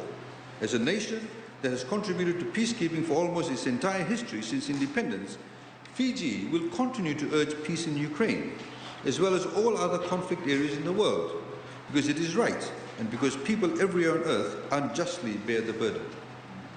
Here at home, Mr. Speaker, sir, we face two choices. We can point fingers at each other, as we've seen the opposition do, or we can lock hands in solidarity. We chose, Mr. Speaker, sir, and we choose the latter. Together we'll get through this superstorm of global events, and we'll do it by building on the recovery we are delivering for Fiji. We will grow our economy. We'll create the jobs and opportunities that every Fijian deserves to have in their lives. But imagine, Mr. Speaker, sir, for a minute. Mr. Speaker, sir, where would we be if we had failed or faltered in bringing our recovery about? There are countries and societies that are living under lockdown right now. Imagine if that was still Fiji. Imagine, Mr. Speaker, sir, we had to bear today's price increase crisis with our economy still crippled by COVID. Imagine, sir, if we had made short-sighted and fearful economic decisions instead of showing the wisdom and foresight to ready ourselves for recovery. Imagine that timidity and stupidity had caused us to keep our borders closed and our people out of their jobs. Imagine, sir, that government is operating today on the meager revenues of last year, including a low of $77 million in May of 2021. If we had given in, Mr. Speaker, sir, to the demands to lock up the country and wait in the dark for the pandemic to pass, that is the situation we could surely face at this moment, sir. Mr. Speaker, sir, we can assure everyone here in this chamber, in this parliament, Mr. Speaker, sir, that the $360 in assistance that Fijians received would not go nearly as far today as it did then. we would have had to give more assistance from a dwindling treasury and make many more sacrifices. Instead, Mr. Speaker, sir, we can create solutions derived from our prosperity, because the most important way we build resilience to these external shocks is by building on the momentum of our recovery and doing so as one united nation. And so, Mr. Speaker, sir, we return to the fundamental question that hundreds have asked of us and thousands have on their mind. What lies ahead? What is next? The answer lies in the promise of this mini-budget, Mr. Speaker, sir. It's a revised budget, and its support for bold, sustained and a broad economic recovery. As always, sir, we'll start with the context of our current fiscal outlook. Mr. Speaker, sir, together we recorded the longest period of economic expansion in Fijian history prior to the pandemic, 9 straight years of growth. As a result, per capita income levels rose to over $13,000 and unemployment fell to a 20-year low of 4.5%. Socioeconomic conditions improved and Fijians had better and more equitable access to education, healthcare, roads, transportation, electricity, safe and clean water, legal services and digital connectivity. This period of sustained growth was underpinned by rising productivity and investment, socioeconomic and political stability, improved private sector confidence, and an important program of reform led by government. Fiscal policy played an important role in this journey, Mr. Speaker, sir, with government maintaining a low and attractive tax regime to support private sector investment, while also channeling private spending towards massive, Mr. Speaker, sir, infrastructure development and improving public service delivery for all Fijians. That's where we were. Then, of course, sir, the pandemic cleaved off 20% of our GDP, creating the worst economic crisis in our history, bar none. We lost $4 billion in tourism earnings and $3 billion in tax revenues over 2 brutally tough years. We implemented the one policy response that could keep our economy afloat, Mr. Speaker, sir. John Maynard Keynes was a legendary economist whose ideas have guided government economic policy for decades after his death. He maintained that to create jobs and boost consumer buying power during a recession, government should increase spending even if it means going into debt. Every nation heeded that message during COVID. They heeded that message during the Great Economic Depression. They did more than borrow money. They injected trillions of dollars to keep the economies plodding along despite the COVID-driven recession. The government is a major driver of economic growth in Fiji, sir, and we maintain expenditures in order to fuel economic activity. As the nation's largest employer, we maintained civil service salaries, and we paid out millions to the approximately 400,000 Fijians whose employment or livelihood was affected by COVID, building a $500 million safety net that kept thousands of families from falling into life-threatening destitution. And we were able to negotiate low-cost debt to do that. That, Mr. Speaker, sir, was the right call. Not only because the cost of that debt was extremely low, but because the alternative was a socio-economic catastrophe. Credible lenders like the ADB, World Bank, JICA, and AIIB lent to us at 5 times the pace they did in the past. And they did so because they were confident in the plan we had to revive the economy. They did so because they knew that our debt burden was sustainable. They understood what we understood, that we needed a balance between avoiding a deep crisis now and ensuring long-term sustainability. If we had not been extremely prudent in our borrowing and our policies, those multilateral institutions would not have lent to us at all. And that's a fact. Fiji's experience stands up well in the context of the global experience. The International Monetary Fund reports that total global debt rose by an astonishing 28% in 2020 to 256% of GDP. This was the largest single-year increase since at least 1970. And the weighted average interest rate of Fiji's debt portfolio dropped sharply from 6.2% in 2020 to 4.6% in January 2020. We secured almost $900 million in highly concessional finance tagged to policy reforms from multilateral and bilateral development partners. These saw terms of 40-year repayment period, inclusive of a 10-year grace period, and an interest rate of 0.01%, which is practically no interest at all. In terms of concessionality, Mr. Speaker, sir, this equates to a 60 to 70% grant element on some of those loans. A direct consequence of this borrowing was a reduction in the cost of borrowing in the domestic market for both the government and the private sector. This is in sharp contrast to previous crises where the cost of borrowing rose substantially. We also attracted support from our multilateral and bilateral partners. Countries like New Zealand, Australia and Japan provide us with grants and concessional financing at the expense of the taxpayers to whom their governments are accountable. And they did so because they were confident. They were confident in our ability to manage those funds responsibly in the economic plans and strategies put in place by the government. Because we borrowed prudently and because we earned the confidence of our development partners, Mr. Speaker, sir, we rode out the worst the world could throw at us. Mr. Speaker, sir, as mentioned, we are expecting the economy to grow by 11.3% in 2022, driven by the vaccination of our population and the reopening of our borders. Other interdependent economic analysts, Mr. Speaker, sir, other independent economic analysts put the figure even higher. It's estimated to take 3 years until our economy is restored to pre-pandemic levels. But we have started the journey back on sure footing because of our overall macroeconomic fundamentals, which remain strong. Foreign reserves currently stand at around $3.2 billion, sufficient to cover 8.8 months of imports, well above the IMF benchmark of 3 months. With our largest earner of foreign reserves, tourism shut down, we face a real threat of devaluation. But the proactive and robust policies by government and the Reserve Bank of Fiji helped avoid a devaluation of the Fijian dollar. Had we been forced to devalue, Mr. Speaker, sir, which seems to be lost on many people, Fijians would be paying much higher prices today for everything. The increased prices we are seeing because of the global supply chain problems and increases in commodity prices would be compounded by a Fijian dollar that would have simply been worthless than today. Everything we import would be much more costly. Liquidity levels in the financial system stand around $2 billion, and that supported the low interest environment.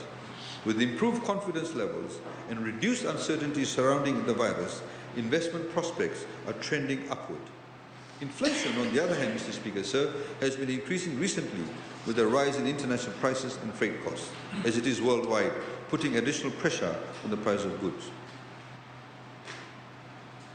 Mr. Speaker, sir, the pandemic pushed Fiji's debt levels to over 80% of GDP. To put this in historical context, the debt to GDP ratio rose from 53.3% in 2006 to 56.2% in 2010, before beginning a steady decline towards 43.5% in the 2016-2017 financial year. That was a drop of nearly 13, Mr. Speaker, sir, 13 percentage points in just over 6 years. Following T.C. Winston and the many other natural disasters we suffered, government increased its borrowings out of the necessity to build back better, pushing the debt to GDP ratio to 48.4% in financial year 2018-2019, still well below the 50% benchmark. We spent over $200 billion just in building schools. Although the nominal value of debt increased from $2.8 billion in 2006 to $5.7 billion at the end of the financial year 2018-2019, the debt to GDP ratio, Mr. Speaker, said declined. It declined from 53% of GDP to around 48% in the period. That means that Fiji's nominal GDP, which rose from $5.3 billion to $11.8 billion, grew much faster. It grew much faster than our debt levels over the same period. To maintain public expenditures around $3.7 billion, which includes over $500 million in unemployment support and other relief measures, government had to borrow around $2 billion over the last 2 financial years, the COVID years. As a result, the debt to GDP ratio now sits at over 80%.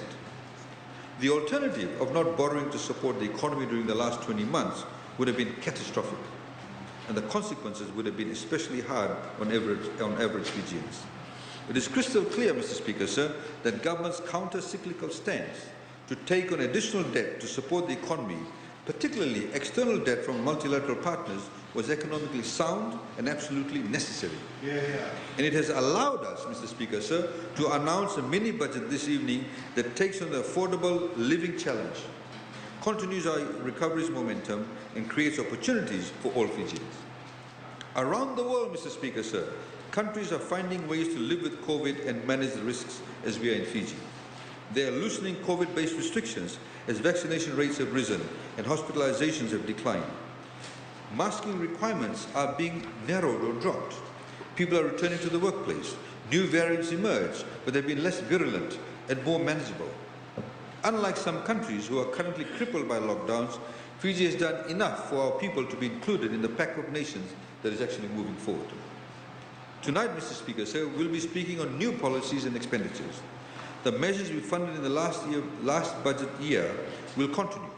Initiatives like free education, social welfare payments, infrastructure development, and other incentives for economic growth.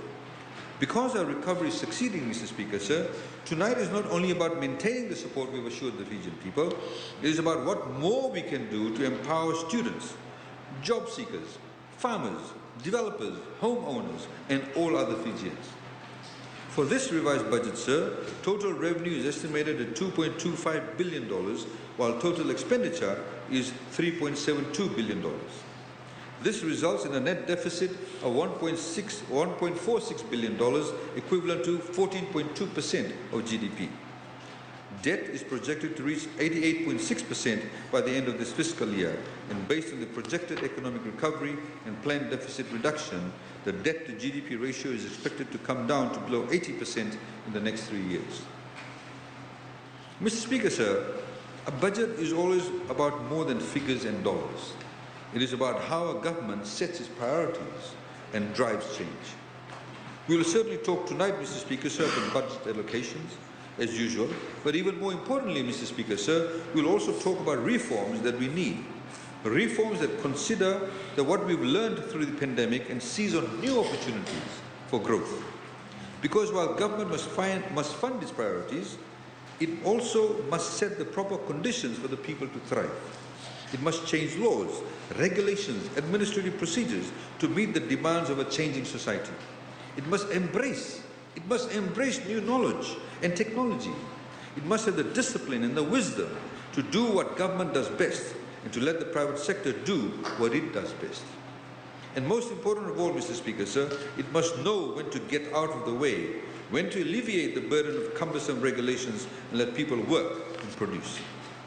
Mr. Speaker, sir, we will talk about several big picture reforms that will create more vitality in healthcare, urban development, housing, land leasing, human development, transportation, and agriculture. They will do that by loosening or removing structures that have become too bogged with bureaucracy, that favored a privileged few, or that no longer serve a purpose. Mr. Speaker, sir, we think that everyone in this chamber, in this parliament, will find some of these current practices shocking and others simply not appropriate for our time, if indeed they ever were appropriate. Others have simply outlived their usefulness and need to go. Mr. Speaker, sir, a modern country like Fiji simply needs greater flexibility. We owe it to the Fijian people.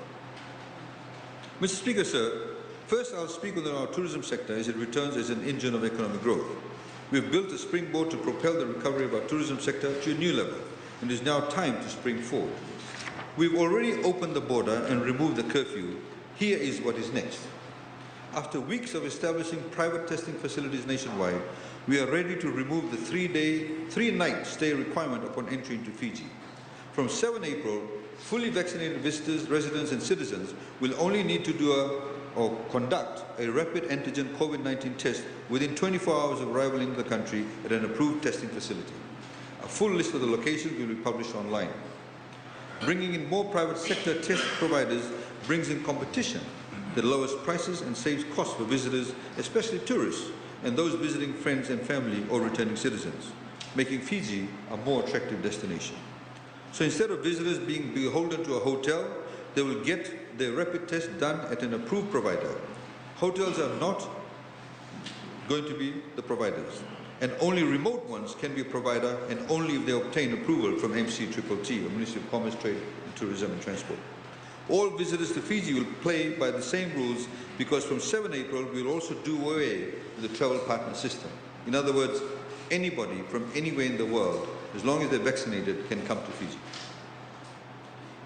Mr. Speaker, sir, the most important thing is we highlight that visitors must be vaccinated. If they are, and if they test upon arrival, their country of origin is of course far less important. And our Blue Lanes initiative, which was a smashing success through COVID, is now giving way to normalized maritime travel. Mr. Speaker, so we are announcing these changes with confidence because we have developed a careful framework for COVID safety that can be reactivated if and when we need them. But cases at the moment are low, so there is no need for the most stringent public health measures to remain in force. That is why, Mr. Speaker, sir, from tomorrow, the wearing of masks will become optional, and all venues may operate at full capacity. Churches can operate at full capacity. Stadiums can operate at full capacity. Social distancing requirements will no longer be enforced either. It is up to the people to apply the more than 2 years of experience we have with COVID to do what makes them feel comfortable and safe. These rollbacks will continue ramping our economy upwards. As that happens, we are committed to keeping taxes low on our tourism sector to keep costs down and encourage more visitors to come to Fiji, Mr. Speaker, sir. Mr. Speaker, sir, as we now head into peak season, we expect to step up our marketing, which requires additional resources. Turn on a television or go to the internet in the USA or Australia, and you see promotions for competing destinations: Mexico, Jamaica, Bali, Seychelles, Tahiti, and Hawaii. And we need to be there as well, fighting for the tourist dollar. So the marketing grant to Tourism Fiji will increase by $893,000 to a total of $20.9 million. In the revised budget, we are also allocating an increase of $700,000 for Tourism Fiji's operational expenses. This will primarily be to bring back staff to 5 days a week and hire additional marketing staff. Mr. Speaker, sir, Fiji received 50,742 visitors from December 2021 when we opened our borders until February 2022. The first flights to land in Fiji were flown by Fiji Airways, and our national carrier continues to bring in the bulk of tourists. Those dollars are flying into Fiji and staying in Fiji because government support ensured that our national carrier has survived, and it is here to stay, Mr. Speaker, sir. Overall, our network total bookings held for all markets is growing by 9% week on week, and the total bookings held of 226,899 are only 22% lower than the 2019 levels. This 22%, Mr. Speaker, sir, will disappear in the coming weeks as New Zealand ramps up. On the other hand, Australia bookings held to 151,186 is 5.5% higher than 2019. North American bookings are growing by 10% week on week, in New Zealand by 34%. People, Mr. Speaker, sir, want to come to Fiji, and they need to know that we want them to come back and we are open for business. Over the long term, Mr. Speaker, sir, we want tourism's revival to reach beyond its traditional hubs and the traditional ways to which we have become accustomed. We'll be reforming the management structure of Fiji airports to tap synergies that drive more of its revenues towards investment that improve our airports, especially in the outer islands. As we extend ocean and climate commitments nationwide, like protected forests and marine protected areas, our recovery, Mr. Speaker, sir, gives us a chance for a reset that opens Fiji to more sustainable blue and green tourism opportunities. And it's important that we have robust airport infrastructure nationwide that helps create these opportunities for Fijian communities everywhere in Fiji, including in remote locations. Tourism aside, Mr. Speaker, sir, that matters a great deal to all of us who want to visit our friends and family in these parts of Fiji. Mr. Speaker, sir, we would not be in this position today without the extraordinary effort of our healthcare professionals who managed the COVID pandemic. And we do not forget a single one of them tonight, Mr. Speaker, sir. Yeah. We've been working hard over the last several years to modernize and improve our healthcare system, and the improvement shows in new urban facilities, greater coverage in rural areas, hospital in Navosa, more treatments and specialties offered, and generally better care. The pandemic put our entire system under enormous strain. We think, Mr. Speaker, so it also crystallized the thinking of many people about how we could deliver better medical care to our citizens by doing things differently, by outsourcing services, by encouraging more private medicine, and by giving our citizens greater choice in medical care. We must continue to invest in our health system, but some of the most useful changes don't involve much expenditure. They mostly require changes in policy or regulations. In the height of the Delta wave of COVID in Fiji, Mr. Speaker, sir, we announced that the government would directly fund access to private GPs for Fijians who used to depend entirely on the public health system. Since last year's announcement, government has spent more than $1.4 million to cater for the cost of general outpatient services under the public-private partnership with GPs. These services include consultations, reviews, referrals with some injections, some dressings, and other minor services for more than 52,000 Fijians. This has eased the strain on the public health centres and enabled GPs to grow their patient base, a win-win for the health of Fijians and the development of the medical profession. So, Mr. Speaker, sir, what is next for the health of our people? Number one, Mr. Speaker, sir, we're building on that game-changing initiative. Mr. Speaker, sir, imagine a Fijian in Fiji where every person can have their own private doctor if they chose. If they could visit a doctor who knows them and their family, who has treated them before and knows their lifestyle and their personal circumstances. We have fine doctors and they give good care in our clinics and hospitals, but there is no substitute on a day-to-day basis for a personal relationship with your own family physician. That is the future we want to build for Fiji, and that is where we are headed. We are also making more government-funded services available at these clinics, in the private clinics. Beginning in April, Mr. Speaker, sir, Fijians who qualify for the free GP program will be able to access a range of blood tests, multi-urine dipstick tests, ECGs, nebulizer treatment, oxygen supply, and ultrasound scans, all at no cost. And GPs will prescribe medicine and even provide that medicine to patients after hours if needed. With Fiji Care, we'll soon launch a dedicated website for that initiative that contains online patient information system to streamline the administration of the initiative. Through this online platform, GPs will have access to all those patients seen under the Triple P scheme. We also want to end the restrictive practices that have made it unduly difficult for doctors to enter private practice. These practices have been used by some doctors to restrict the market by keeping the number of private practitioners artificially low, and they are unacceptable in a modern economy. Currently, Mr. Speaker, sir, a physician in the public sector, works for government, who wishes to establish a private practice must find another private practitioner who is in the approved list of mentors, and the list of mentors in the private sector is very small. This is a very small list established by the Fiji College of General Practitioners. He or she then must work under that mentor for 2 years before being licensed to set up a private practice. And that can be extended for 6 months at the recommendation of the mentor. This, Mr. Speaker, sir, has led to some truly bizarre situations and some appalling examples of the GP Guild protecting its turf. For example, a physician with 15 or 20 years of experience in the government health system will still have to work under a mentor and at a significant financial sacrifice. And we know of cases where mentors have coerced doctors under their supervision to sign agreements not to establish their practices within 20 kilometers of their mentor's clinic. This is outrageous cartelling and must be stopped. We need to harness the experience of our physicians from the public health system and not force them to waste their time in what amounts to meaningless pro forma internships. It is an insult to people who have studied and practiced their professions honorably and well, and it wastes time that could be spent seeing people who need a doctor. Our reform will begin by allowing any physician who has been practicing in the public sector for more than 7 years post-internship to enter private practice immediately, as long as he or she receives a certificate of good standing from the Fiji Medical Council and is admitted to the Fiji College of General Practitioners and holds a postgraduate qualification in general practice that is approved by the college. Physicians with 3 to 5 years experience would still have to work under private mentor for 2 years, while physicians with 5 to 7 years experience will only have to work under private mentor for 6 months. The specific details on this reform, Mr. Speaker, sir, will be prescribed under an amendment to the Medical and Dental Practitioner General Practice Regulations 2010. From tomorrow, Mr. Speaker, sir, GPs under this Triple P scheme will not be restricted from procuring medicine from the government pharmacy. Lastly, Mr. Speaker, sir, another $200,000 has been allocated to incentivize private GPs to open up new surgeries or clinics in rural areas, such as Nawaidomba, Malolo, Naindovi, Drasa, Sambeto, Senganga, Draketi, Nasarawanga. We can have private doctors set up clinics. We'll incentivize them to go there. We'll pay them some upfront fees, and they can be based in those rural areas. People have to travel hours to reach the nearest health center facility to get medical attention. Through this, we are trying to bring the doctors and medical services, Mr. Speaker, sir, closer to the people so they have quick access. We'll further support these doctors and the people they serve by engaging private medical laboratories to analyze blood samples referred by GPs engaged under this program.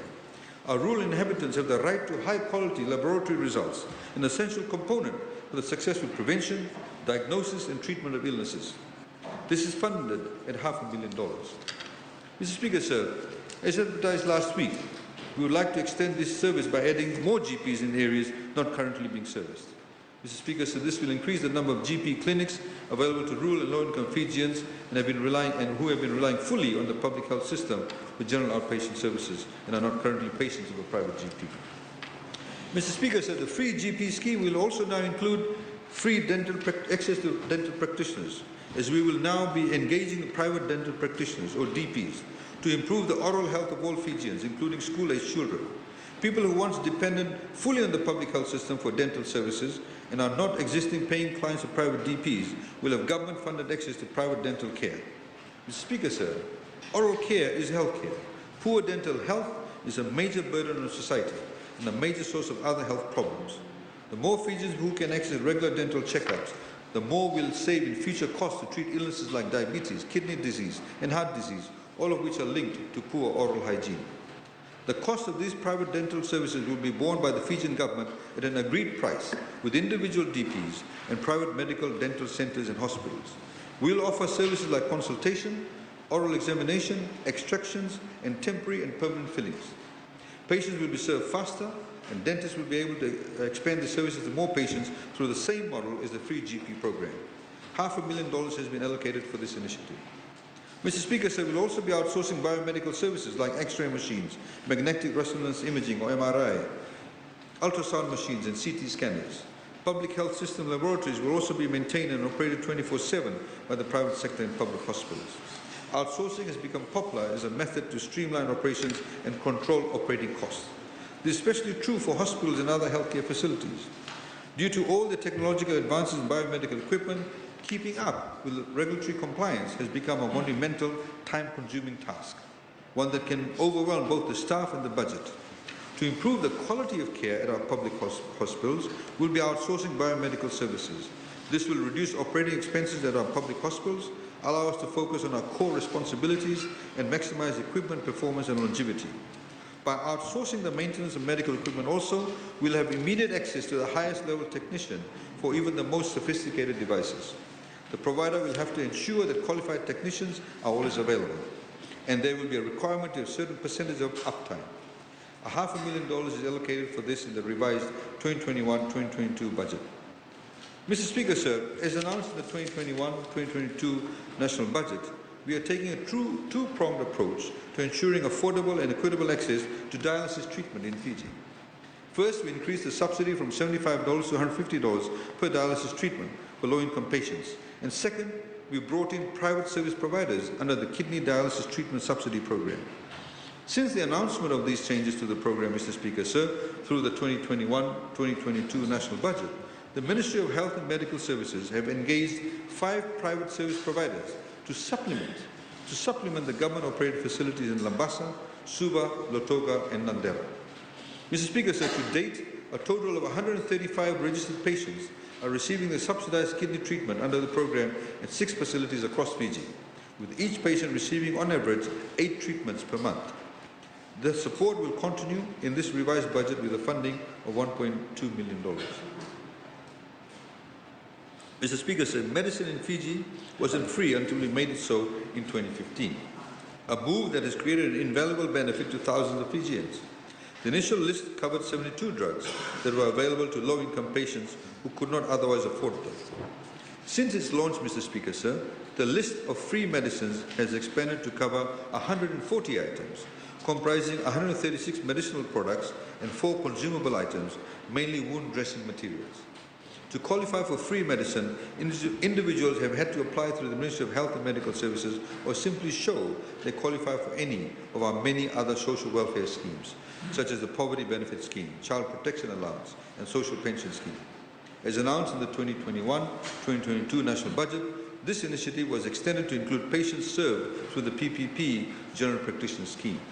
So what's next, Mr. Speaker, sir?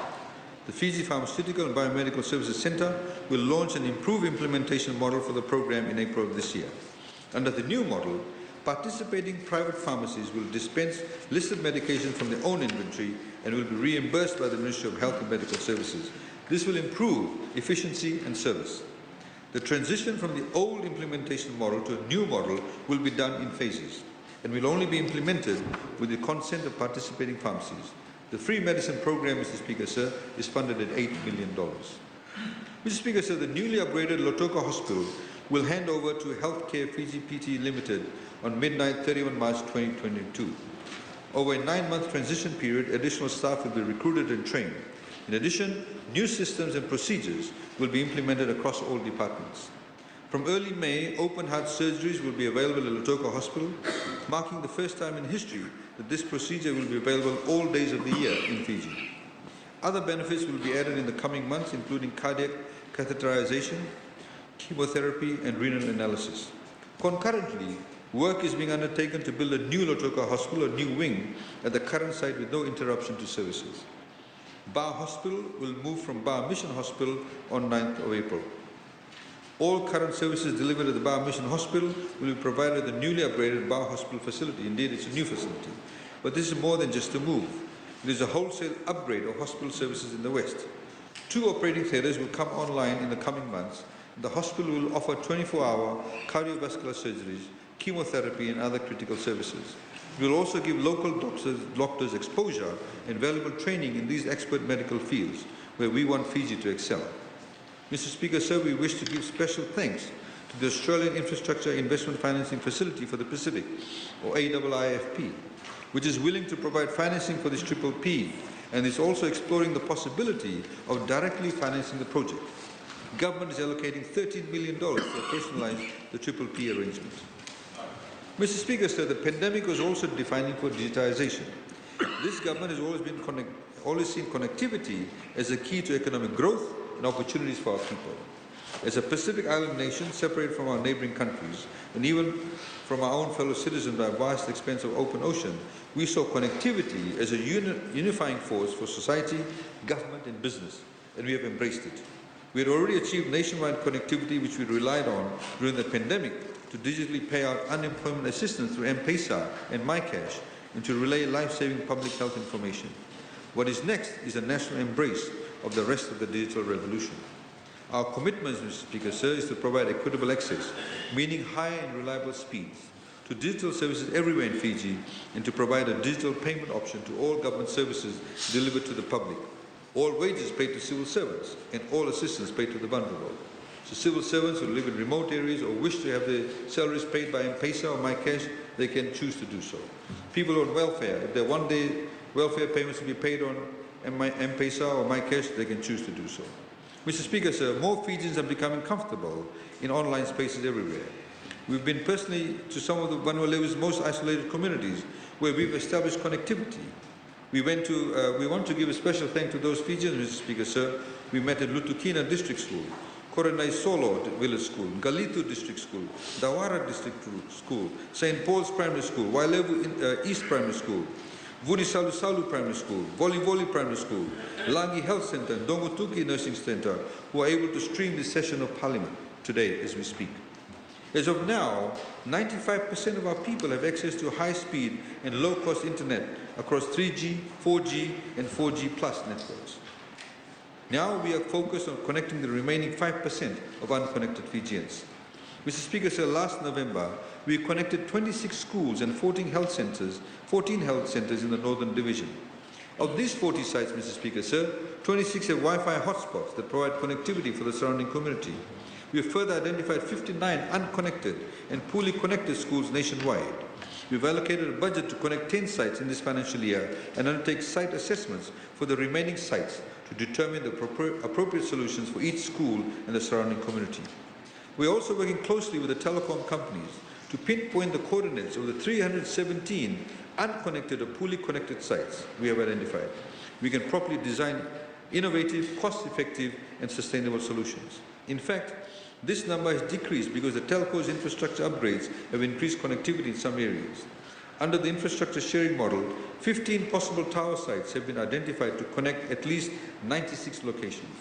The Universal Service Fund will then be used to install networks, provide services and cover operating costs in the Universal Service area as provided under the law. We have allocated $570,000 to undertake the site assessments and identify the exact locations that have recently been connected. Mr. Speaker, sir, we have been consistent in our efforts to connect everyone to the digital television platform so the person living in southern Laos can watch the same program on his or her television as the person living in Suva.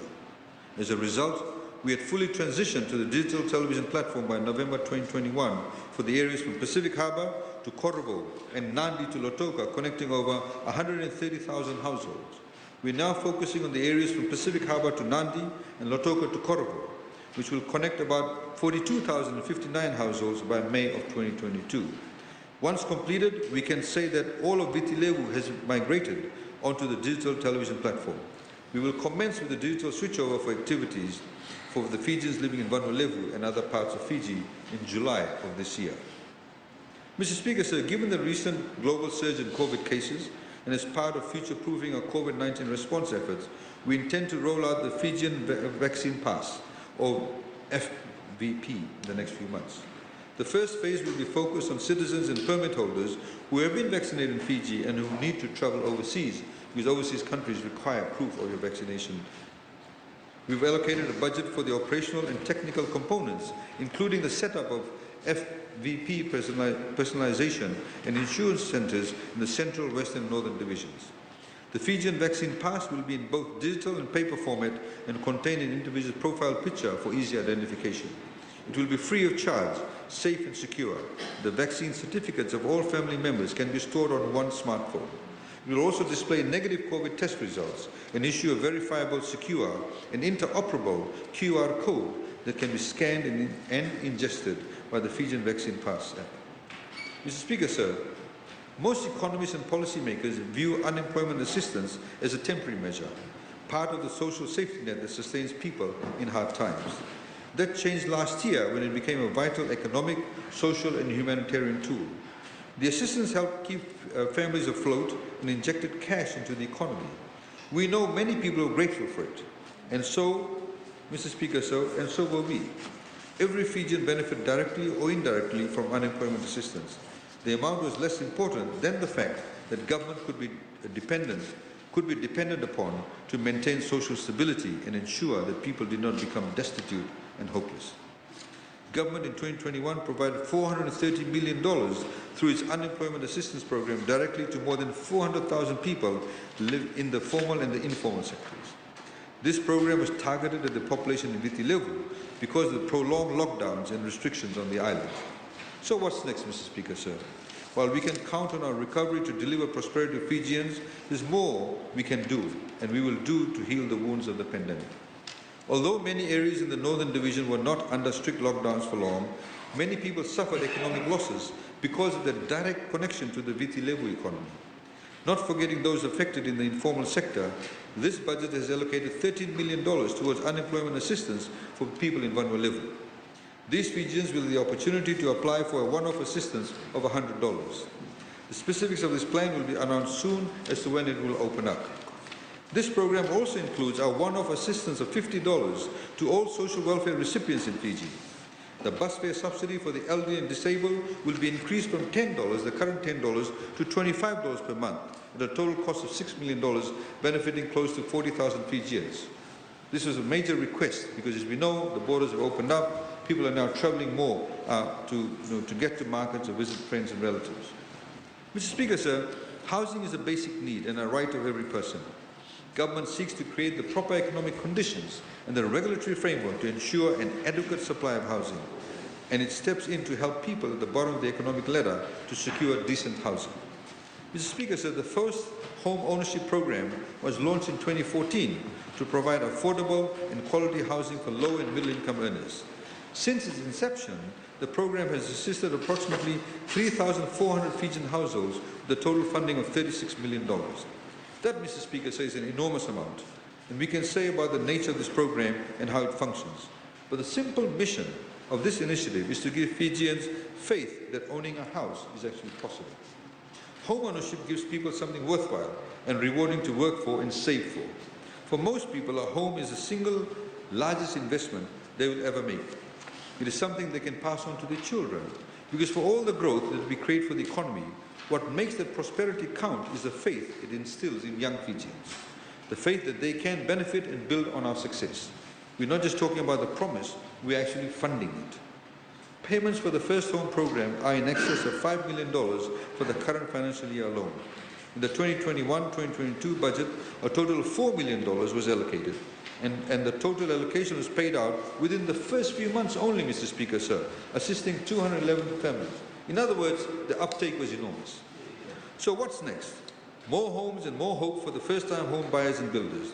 To meet mounting demand in the revised 2021-2022 budget, sir, the Ministry of Housing and Community Development has provided an additional $5.9 million in funding this particular support. Mr. Speaker, sir, the Ministry of Housing and Community Development committed to review the social housing assistance policy to introduce a more sustainable and climate-resilient housing assistance program. The 2017 census had revealed that 46% of rural housing structures are of poor quality, with 42% of houses made with tin and corrugated iron. We've all seen the aftermath of the new breed of superstorms that are striking Fiji with terrifying regularity, and the intensity is quite amazing and shocking. The shocking sight of metal sheets strewn about communities. They're a serious hazard as storms rip them from roofs at killer speeds. The only moral answer to the question of what is next for these communities is greater resilience. The revised policy will support the construction of cyclone-certified homes. It will also move away from the old one-third, two-third contribution model. Instead, successful applicants will receive $10,000 grant assistance for the purchase and transportation of building materials. Building materials for an approved housing model. The social housing program has been allocated $600,000 in the revised 2021-2022 budget to implement the revised policy. Mr. Speaker, sir, in 2009, the Ministry of Local Government, Urban Development and Housing, together with the People's Community Network, or PCN, Charitable Trust, signed an MOU for the Langi Langi housing project in Juttu Estate, Suva, for the construction of 153 affordable housing units. The first phase was the construction of 33 units, completed at a total value of $2.9 million. To date, Mr. Speaker, sir, 117 units have been fully completed at a total cost of $15.6 million. But Mr.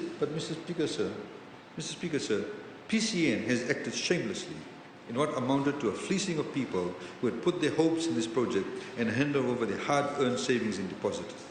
In 2019, the Fijian Competition and Consumer Commission conducted an investigation on the Langi Langi housing project after receiving numerous complaints. FCCC's investigation revealed significant problems in governance and risk management and substantial financial irregularities. PCN kept the deposits of eligible people and then sold units to people who were not eligible, some who were in fact also wealthy business people. Other money that was collected has simply vanished. The whole thing reeked of corruption and fraud, Mr. Speaker, sir, and the matter will now be referred to appropriate authorities for further investigation and legal action. Mr. Speaker, sir, we as a government, we feel that we have a moral obligation to repay the hard-working Fijians who worked hard and saved for homes they were promised. With the assistance of FCCC, the Ministry of Housing and Community Development has identified 3,366 complainants whose deposits amount to some $2.2 million. Still today, Mr. Speaker, as you go to certain restaurants, waiters and waitresses will come up to you and say, I gave $10,000. I have not got anything in return. In the revised 2021-2022 budget, Mr. Speaker, sir, the Ministry has allocated $2.27 million for the reimbursement of the victims of PCN's scam. In addition, Mr. Speaker, sir, the Ministry is in consultation with the Solicitor General's Office to ensure that the lease titles are transferred from PCN to the Ministry of Lands and Mineral Resources, because it was government land after all. In good faith, we gave it to PCN. They've abused it. The Ministry of Lands has now moved in, and we'll get back the lease. We'll get back the title of the land. Mr. Speaker, sir, $4 million was allocated towards the Itaukia Land Development Program, which helps Itaukia landowners develop their land for residential and commercial purposes, or subdivide their land. Currently, there are 9 projects being carried out on the Itaukia Land Development Program. We have completed construction works in Saweni, Warambitya, Nosongela, Vundawan, and Yandua subdivisions. Once all the projects are completed, there will be a total of 308 lots available for leasing, 270 residential lots, 14 non-residential lots, and 24 industrial lots, a total land area of 61.02 hectares. Yandua and Nosongela subdivision in Namata are climate resilient with underground cabling by EFL, and climate resilience upgrades are in progress for the other 2 subdivisions in Saweni and Warambitya, which will incorporate climate resilient redesigns. These lots are now already available and people have expressed interest to invest. In addition, earlier this month, The Vunda Phase 2 and Tumba Lewu subdivision in Tavua projects were awarded for construction. The construction works at these subdivisions will soon commence. These subdivisions will be climate resilient compliant also. The Saravi and Visese subdivisions are now under consultancy phase, with the design scheme being completed and necessary approvals are being obtained from the relevant regulatory authorities. Mr. Speaker, sir, improving the nation's infrastructure has been a priority of this government from the beginning. We have been busily rebuilding Fiji's network of roads and jetties, and we have ambitious goals to provide electricity to every household by 2026 and clean water to every household by 2030. Mr. Speaker, sir, we think every Fijian can look back to the condition of our road 15 years ago and be pleased with the vast improvements.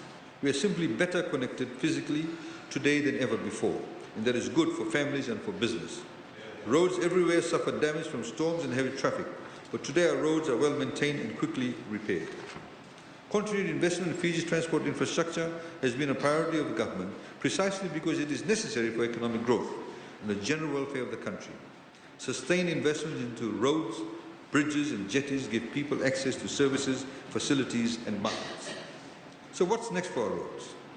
In the 2021-2022 revised budget, a sum of $338.2 million is provided to the authority.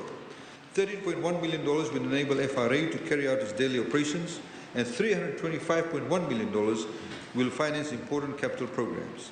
A sum of $72.9 million is allocated for the maintenance of Fiji's transport network and road assets such as drainage, footpaths, railings, signage, lights and signals. Changes to our climate, Mr. Speaker, sir, of course contribute to the increasing costs of maintaining our transport infrastructure. And $21.8 million is allocated for emergency restoration works to key infrastructure that suffered damage due to Tropical Cyclone Cody and other severe events. Due to the damage to non-FRA roads since January 2022, due to TC Cody and heavy rainfall, as we saw that received such heavy rainfall that parts of our highway between Singatoka and Nandi have been washed away, FRA also, Mr. Speaker, have been receiving requests for the repair of non-FRA roads and other assets, mainly repair of community roads, crossings, culverts and clearing of drainage. An amount of $5 million, Mr. Speaker, sir, is allocated for the rehabilitation for non-FRA roads as a one-off funding. Under this allocation, Mr. Speaker, sir, priority will be given to those roads that provide access to hospitals, health centres, schools, settlements, communities, villages and markets. Our program to replace dilapidated jetties in our maritime islands will continue so that we can further improve accessibility and the delivery of services to these islands. $60 million is allocated to FRA for the renewal and replacement of severely deteriorated roads, particularly under the RIP and Remake program, which has markedly improved the condition of the seal road network. $34.02 million is provided for maintenance and repair of bridges. $14.5 million will fund ongoing contracts under the Rural Roads Program, which aims to enhance transport connectivity for our rural communities. A sum of $102.1 million is provided for the ongoing Transport Infrastructure Investment Sector Program, or TISIP, to rehabilitate major roads along Queens and Kings Road and complete the designs for the 40 critical bridges and 3 jetties in Natovi, Savusavu and Nambuwalu. Mr. Speaker, so the Nandi River flood elevation project is pressing ahead, with physical works to begin on a drainage system in Nandi town proper and design works for the widening of the Nandi River to reduce flooding that has long devastated communities along the river. The project has been delayed due to COVID, but all efforts are now put into place to expedite the works. We are funding that effort through a renewed mix of commitments from grant funding from the Japanese and Australian governments, along with $3 million in government funding. Discussions will also be held with the World Bank and the Asian Infrastructure Investment Bank to gauge the interest for the project funding for Project B, or Part B, which included river widening, river deepening, construction of a dike and desilting of the river. Mr. Speaker, sir, we have a water problem in Fiji. There's no doubt about that. A massive rural to urban drift and the increase in informal settlements in between Lami to Nosori corridor has placed a massive strain on aging water infrastructure that we are urgently addressing. Some 310,000 Fijians now reside in the Lami to Nosori corridor, 1/3 of our population, which is one of the many reasons that have caused the intermittent water supply issue. Adverse weather conditions such as cyclones and heavy rainfall also cause flooding and high turbidity. Moreover, the aging infrastructure that makes up the reticulation system was built during our colonial times, and currently presents major challenges for both capacity and maintenance. There is no replacement or preventative maintenance program for the aging infrastructure, of course, some of which, as we said, was put in place during colonial times or even indeed in the early years of our independence. The revised 2021-2022 budget for the Water Authority of Fiji is $195.2 million, of which $80.7 million is for operating expenditure and $114.5 million is for capital investment in our water and wastewater network. Some of the projects include emergency water tanks in communities where water supply is unreliable.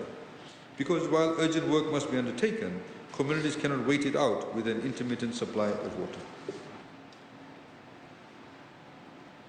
An allocation of $6.3 million, Mr. Speaker, sir, is provided to address the water disruption issues in the Suwa-Nosori corridor, Nandi, Lotoka and Lambasa. To date, 34,385 households have benefited from government's free water initiative at a cost of $475,000. This will continue to expand in this financial year. Government will be now bringing back, given the economy bouncing back, the rainwater harvesting program, whereby we provide a subsidy of 70% for rainwater harvesting systems in rural areas. Applicants are required to construct the base for the water tank and gutter system. An amount of $1 million is allocated in the revised budget to cover those applications pending at Water Authority Fiji since 2019 and delayed due to the COVID pandemic. The Viria project will reduce the number and extent of water disruptions and other water woes in the Greater Suwa-Nosori corridor, and an amount of $40.9 million is allocated for it in the revised 2021-2022 budget. Despite delays as a result of COVID-19, construction, Mr. Speaker, is well underway and expected to be completed by the first quarter of next year or 2023. The total cost of the project, Mr. Speaker, sir, is around a whopping $270 million. This is one of the largest water infrastructure projects ever undertaken in Fiji. Once completed, the project will increase the capacity of the Water Authority of Fiji in the Suwa-Nosori area by 40 million litres per day, with the plant designed for an additional capacity of 40 million litres per day. Mr. Speaker, sir, the government has funded to the tune of more than $187 million since 2012 to carry electricity to homes in our peri-urban and rural areas. This can only improve standards of living and increase economic opportunities. And the investment reflects the government's commitment to provide affordable, reliable, modern and sustainable energy services to all Fijians with over 100% national coverage by 2026.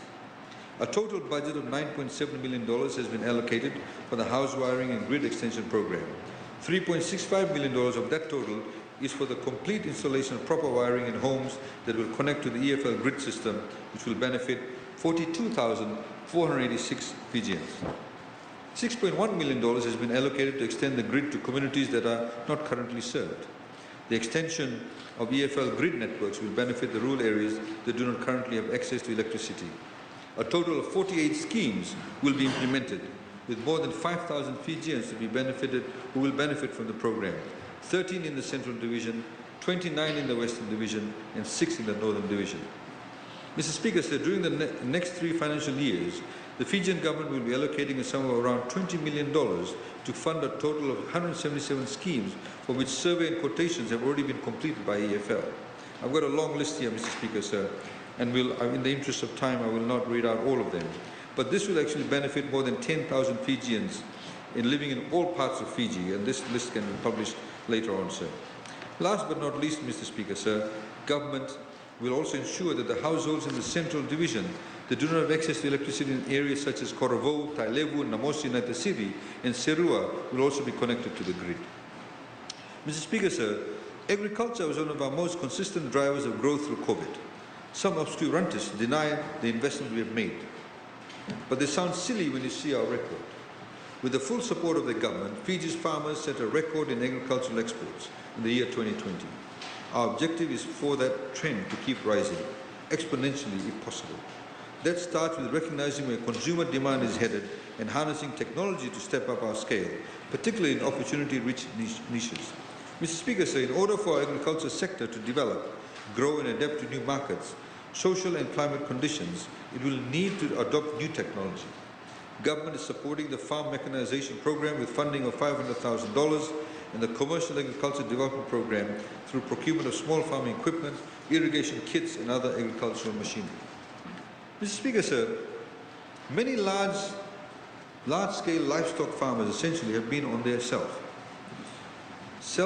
which is a new initiative called Successful Entrepreneurs in Livestock Farming, is about those who are already big but have hardly received any or no assistance at all, but we want to assist them to grow now even bigger and get more cattle, pigs, sheep and goat.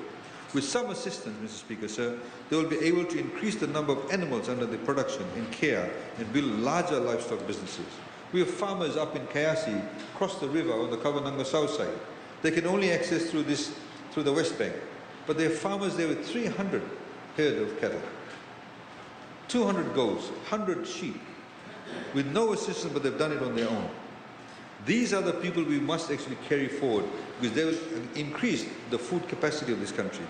Mr. Speaker, sir, by providing some assistance to them, we will be able to increase the number of animals under their production and care and build larger livestock businesses. This will expand the market for meats, eggs and other animal products, introduce more competition in the market and lend to higher quality and lower prices in the long term. By helping the big boys and big girls, now we can empower them to become even bigger producers. $350,000 will be allocated to get this program off the ground, sir. Mr. Speaker, sir, so far, despite huge price increases for fertilizer and almost all food, the price of sugar has remained remarkably and stubbornly stagnant, globally speaking.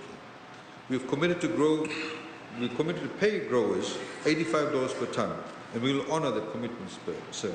And we understand that many cane growers want to plant different crops that have greater upside potential, especially small-scale growers. In fact, Mr. Speaker, sir, many people won't tell you this, 43% of sugarcane growers in Fiji cut less than 100 tons per year. But these growers are rightly concerned that if they plant other crops, they'll lose their leases. They're simply holding on to the sugarcane leases because if they don't grow sugarcane, they will lose their leases. They will lose their homes. We, of course, Mr. Speaker, sir, should not allow this to happen. We have people who are unproductive farmers who are still continuing the sugarcane industry simply because they will become landless or they will become squatters if they no longer have their sugarcane lease. We as a government, Mr. Speaker, sir, Prime Minister, the Chairman of TLTB, do not want this to happen. So government is allocating $500,000, Mr. Speaker, sir, to support cane farmers who seek to convert the sugarcane leases to agricultural leases to plant other crops or even just have a residential area. The average age of a cane farmer, Mr. Speaker, sir, is 59 years old. There are some older farmers who also want to give up farming and retire or move away from sugarcane farming into other more lucrative crops. They also will have the option to use a portion of the land and apply for a residential lease. Mr. Speaker, sir, we will facilitate and work with the landowners, to TLTB and the farmers to help them obtain new leases and other assistance to have lucrative livelihoods and a peace of mind through residential leases. They will no longer be hostage to a system that keeps them chained to the cane industry even though they do not want to be part of the industry. Mr. Speaker, sir, still on sugar, the global spike in prices isn't affecting food and fuel. It is also affecting the price of fertilizer, which is a global commodity with a price that can be influenced by multiple market factors beyond the control of producers. So 44% of all fertilizer materials are exported, which makes it highly sensitive to events and conditions anywhere in the world, as well as transportation costs. On 15 October 2021, Mr. Speaker, sir, the Chinese government imposed restrictions on the export of nitrogen and phosphorus-based fertilizer until June 2022. The ban on phosphorus fertilizers has caused chaos on the international markets, since China is the world's largest exporter of DAP fertilizer, the world's most widely used phosphorus fertilizer. International sanctions on Belarus propelled spot prices of GMOP fertilizer or murate or potash to almost double. And of course, Mr. Speaker, sir, shipping rates have risen exponentially. Pre-COVID fertilizer, Mr. Speaker, sir, was about $45 per bag. Now it's more than $80 per bag. It would crush our cane farmers to bear this burden without their government support. So we're stepping in to cover that entire price increase. That means, despite all this volatility, farmers will still pay $20 per bag of fertilizer and government will pay the remaining $60 through an additional $9.7 million provided to the Ministry of Sugar Industry under the Fertilizer Subsidy Program to support the procurement of fertilizer of the South Pacific Fertilizer Limited. Mr. Speaker, sir, it has long been this government's philosophy to create an environment that allows people and communities to use their land in ways that best benefit them. Land is an asset that should be cherished and used wisely. Where possible, that asset should become a cash-generating vehicle for our communities. To ensure that international benchmarks are respected and best practices followed in land valuations, both the Ministry of Lands and the TLTB shall outsource valuations to ensure that the landowners and the lessees get the true market value of the land. This will result in efficient and impartial valuations by sector experts and ensure that landowners get the appropriate valuation of the land. So many times we have seen so much of Itauke land has been leased out without proper valuation. We've seen the discrepancy with the Itauke land we're developing Yandua. We've valued it 2-acre lots at $750,000. Just 20 meters away, 5 acres of land has been leased out at 99-year lease at $350,000. Mr. Speaker, sir, so getting independent valuers will help the landowners and also help the lessees. Mr. Speaker, sir, the lengthy delays that people have experienced in the survey process before leases can be finalized is unacceptable, and the economy has suffered needlessly for these inefficiencies. We have set up a working group with the TLTB, the Ministry of Lands, Department of Town and Country Planning and the Ministry of Economy to address the backlog of surveys and streamline processes moving forward. An MOU among these entities was signed today to establish a common purpose and commit the 4 agencies to cooperate fully and share information. These key agencies will be connected to TLTB's Land Development Vetting portal, allowing surveyors and development authorities to connect through a digital platform to check the status of each survey. We will be allocating $50,000 for the facilitation of resolutions to lease complaints by the working group. They will send teams to go out on the ground to attend to your complaints on lease matters and ensure we solve lease issues efficiently. Mr. Speaker, said an additional $100,000 is being provided to the Plan Assessment Unit with the Ministry of Lands and the Department of Town and Country Planning, respectively, to provide additional staff solely focused on assisting the working group to clear the backlog of surveys and address all complaints. Mr. Speaker, sir, TLTB has recognized that some of the subdivisions were not carried out professionally in the past. In a number of cases, lots sold became landlocked since they had no access to roads in the subdivision. There are tenants with agreements who have been languishing for years as a result. To ensure landowners get proper lease returns and get the full value, and tenants get proper lease documents, and tenants get proper leases, we'll be providing an allocation of $1 million to TLTB for the development of access roads and to connect more than 200 tenants to public roads. This will possibly affect subdivisions such as in Batiki, Wailase, Naitasiri, Vuniveitau, and Nailonga and Dravo, Navitilevu in Korovo, Notokia and Vatia in the north, and in places like Sambeto, Mr. Speaker, and many others. This, Mr. Speaker, is a sign of things to come. TLTB will now be moving into pre-packaging comprehensively schemed division lots. This will again increase the value of the Itauke land. The development of comprehensively schemed divisions and access roads will fully involve outsourcing of services by TLTB for civil work contractors, engineers, surveying, valuation, and planning for selected subdivisions, and working closely with the Town and Country Planning Office. Mr. Speaker, sir, a further $1 million is being provided to people with disabilities and low-income families facing financial hardships to pay for their residential and agricultural arrears. This will allow those in need to clear arrears and be in a better position with TLTB and the Ministry of Lands where lease renewals are considered. TLTB will also provide those individuals facing financial difficulties the option of a payment plan for lease renewals and lease offers. To further assist those in the agriculture sector, in this budget we are allocating $500,000 to fund the cost of surveying of agricultural leases.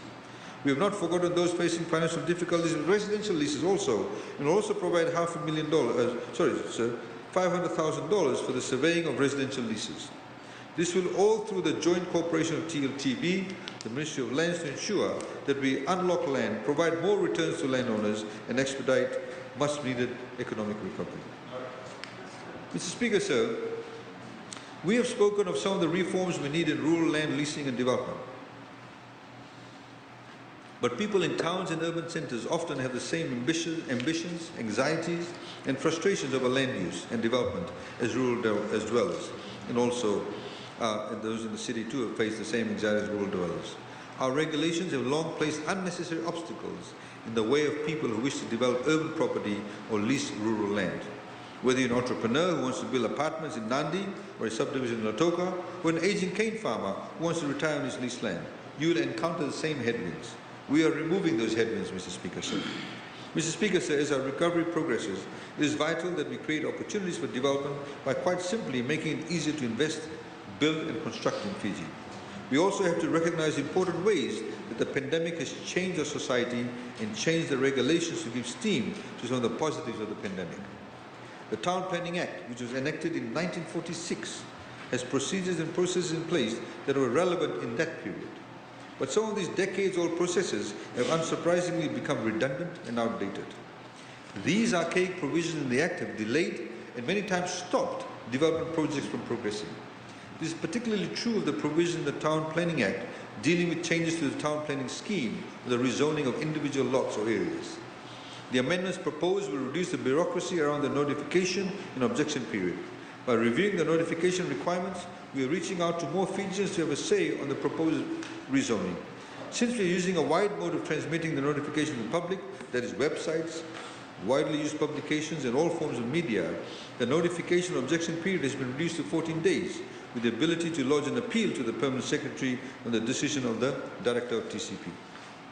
Mr. Speaker, sir, our towns and cities have evolved significantly over time. However, the town planning schemes governing the planning and development of towns and cities haven't changed a bit in nearly 2 decades. For example, Turek was an area that was mainly residential in the late 1970s, but today most properties are zoned as commercial. It only makes sense that the remaining properties follow the natural extension and be rezoned as commercial. This will reduce the need for property owners to apply for amendments on an ad hoc basis or case-by-case basis and be subjected to unnecessary and cumbersome processes each and every time. Having block zoning or rezoning will cut out the unnecessary bureaucracies and enable the proponents to immediately commence with the lodgement of their building plans and get the developments going on the ground. We have consulted closely with the Director of Town and Country Planning, the municipal councils and relevant stakeholders and identified areas to be blocked, rezoned to commercial in several locations including Suva, Nasinu, Latoka, Mba, Singatoka, Nandi, Sawisawa, Nasori, Rakiraki and Tavua. By way of amendment to the Town Planning Act, the Permanent Secretary responsible for town planning will immediately approve block rezoning of those areas. This blanket commercial zoning will be applied over the properties that fall within designated areas.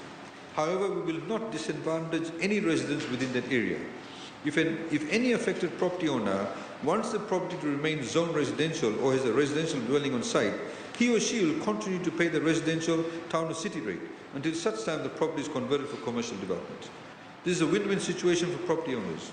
Firstly, the property owner will fetch higher rental because the property value will increase, and if they wish to engage in commercial activities, they will not have to go through the process of rezoning. Mr. Speaker, sir, we announced a new incentive package to encourage the investments in subdivision projects for both residential and commercial lots in the 2020-2021 national budget. Any profits derived from the sale of these new lots are tax exempt along with customs duty waivers for construction inputs. This incentive was due to expire on 31 July 2022.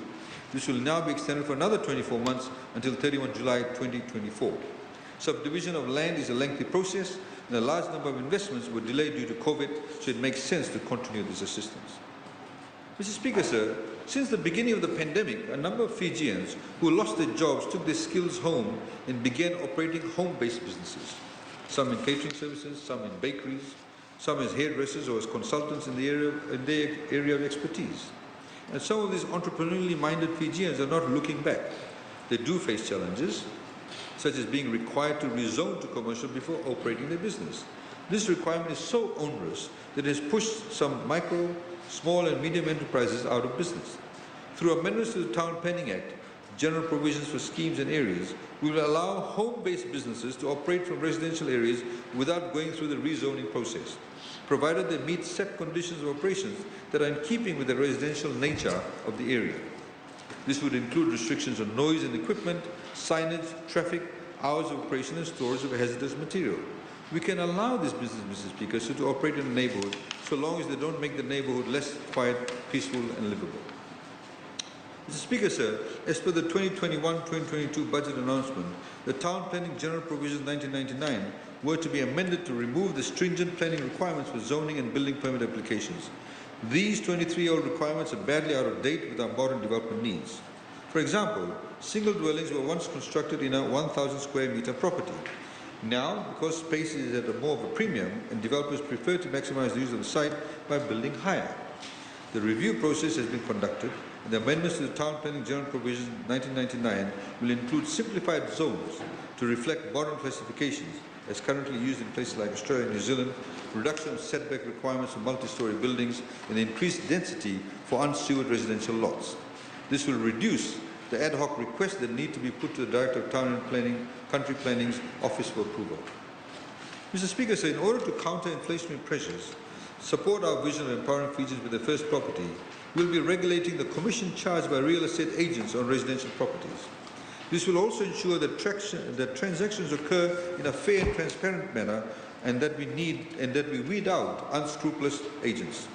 There have been serious issues of price gouging in the real estate market and instances of collusion that are driving up the prices of homes every day, that everyday Fijians are actually looking to buy. We have seen commission rates as high as 8%. And today, as we know, a real estate agent can simply take a photograph of your home on their phone, put it on Facebook, and the cost of them advertising is practically zero. And then they come and claim 8% from the person for whom they sold the house, or 5% or 3%. This is actually pushing up the price of real estate in Fiji. And ordinary Fijians are actually getting priced out of this. There's general consensus among stakeholders, such as real estate agents and licensing board, property developers, architects and engineers, to regulate the commission rates below a certain price threshold, which will be finalized in the regulations. We'll be limiting the commission charged by real estate agents on what we call low-income residential properties to no more than 3% of the sale value. We're looking at this moment properties that are $1.5 million or less. Mr. Speaker, sir, Fiji needs to invest in more skilled and educated people, and we'll need more and more of them in the economy of the future. This has to be a priority to provide opportunities for our young people to gain skills and education they can put to work here in Fiji. We already face a shortage in the trades, particularly the building trades.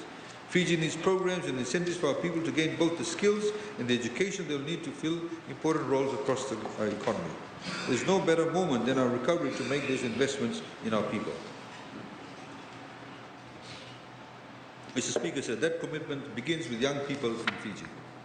The past several years have heaped anxiety on young Fijians. During the pandemic, our primary and secondary students lost months of in-person learning. New job seekers entered the worst market for jobs ever, and recent hires were often the first crop to be made redundant or sent home. Meanwhile, the climate emergency can make the future feel untenable, with every cyclone serving as a traumatic reminder of how serious this crisis has become. To the young people of Fiji, Mr. Speaker, sir, we understand how difficult all of this is for you. We've heard it from you, many of you, firsthand. And the bulk of the initiatives in this mini-budget are designed for your benefit, because you deserve a secure future where your hard work can guarantee a rewarding life. And we know you have the ability to make that possible for yourselves. We invested in your education for years, paying school fees, subsidizing your transportation to school, and paying for your textbooks. We have invested in your access to digital tools and technology.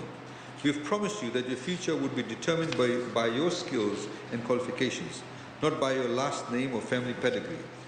Now, your generation, which is the most skilled, the most unified, and the most hopeful in history, is entering higher education and the workforce. And as you do, the commitment from your government could not be stronger. First, to all those in universities and all those preparing for universities and colleges, you'll be supported to realize your dreams. Every ambitious and talented young person should be able to complete education through either loans or scholarships. That is rock-solid commitment. This commitment is about you, but more so, it is about our country. Our recovery, our enterprise and industry and our economy cannot be sustained if we do not invest in you, especially young people. We cannot progress if we do not invest in our people, across all the skills and capabilities that are needed for a modern economy. Mr. Speaker, sir, in the 2021-2022 budget, a new quota system was introduced for TELS, and the entry mark increased from 250 to 280, and to 300 for year 13 in areas where there was an oversupply of graduates. This new quota system in TELS was introduced to balance funding between the areas of high priority and skills shortage and manage the areas of possible oversupply. The situation significantly changed after the announcement of the 2021-2022 budget. The second wave of COVID-19 had a significant impact on the education of students, and we completely understand how that has affected their performance in the recent examination. Mr. Speaker, sir, government has considered a one-off temporary measure to reduce TELS mark entry to 250, except for the commerce category, where the cut-off mark will remain at 280 with a quota of 850 due to oversupply of graduates. In other words, now for TELS, if you get 250, you'll be eligible for TELS. Programs in the commerce category will still require an entry mark of 300. The quota for TELS for degree programs will now be increased from 2,000 to 2,942, with increased attention to areas such as medicine and health, engineering, science and technology. The Accelerated Repayment Incentive, or ARI, for TELS students was introduced in the 2018-2019 budget to offer TELS students heavy discounts for the early payment of this loan. For this initiative, the determination for the repayment period for discount eligibility will exclude 2020, 2021 and 2022. A lot of them lost their jobs, some went on part-time work, so again obviously we cannot expect them to continue with the repayments, so 2021, 2020, 2021 and 2022 won't be counted as the 3 years. Mr. Speaker, sir, we also recognize the contributions made by nurses in our health sector. The quota for nursing was set for 100 students for 2022 new intake. But this may not be sufficient given the fact that many nurses are resigning, either leaving the profession or relocating. To fill the gaps created by resignations and migration of nurses, the TELS quota for Bachelor of Nursing will be increased to 350. Mr. Speaker, sir, as part of the 2020-2021 budget announcement, funding for the MBBS program was suspended under the NTS and TELS. This decision was based on the fact that Fiji had met its stated goal for the doctor-to-patient ratio, that we had graduated more doctors than there were vacancies in Fijian medical facilities, in particular in the public health system. Times, of course, Mr. Speaker, sir, have changed since then. Our experience with COVID-19 brought on the engagement of general practitioners to improve access to medical services, as we mentioned earlier. This creates more employment opportunities for graduate doctors in both public and private hospitals and private clinics. Furthermore, private sector investment is burgeoning in the medical sector, which will create space for Year 6 clinical attachments and employment opportunities. We're also going to put more doctors in rural public medical facilities given the shift, and we'll be making some policy announcements in that. But generally now where we have nurses, we'll be putting in doctors in some of those areas.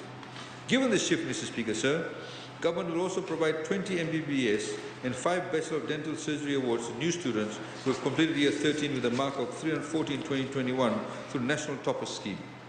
Those students who are registered in the TSLS online portal for 2022 intake can apply or change their programs to qualify.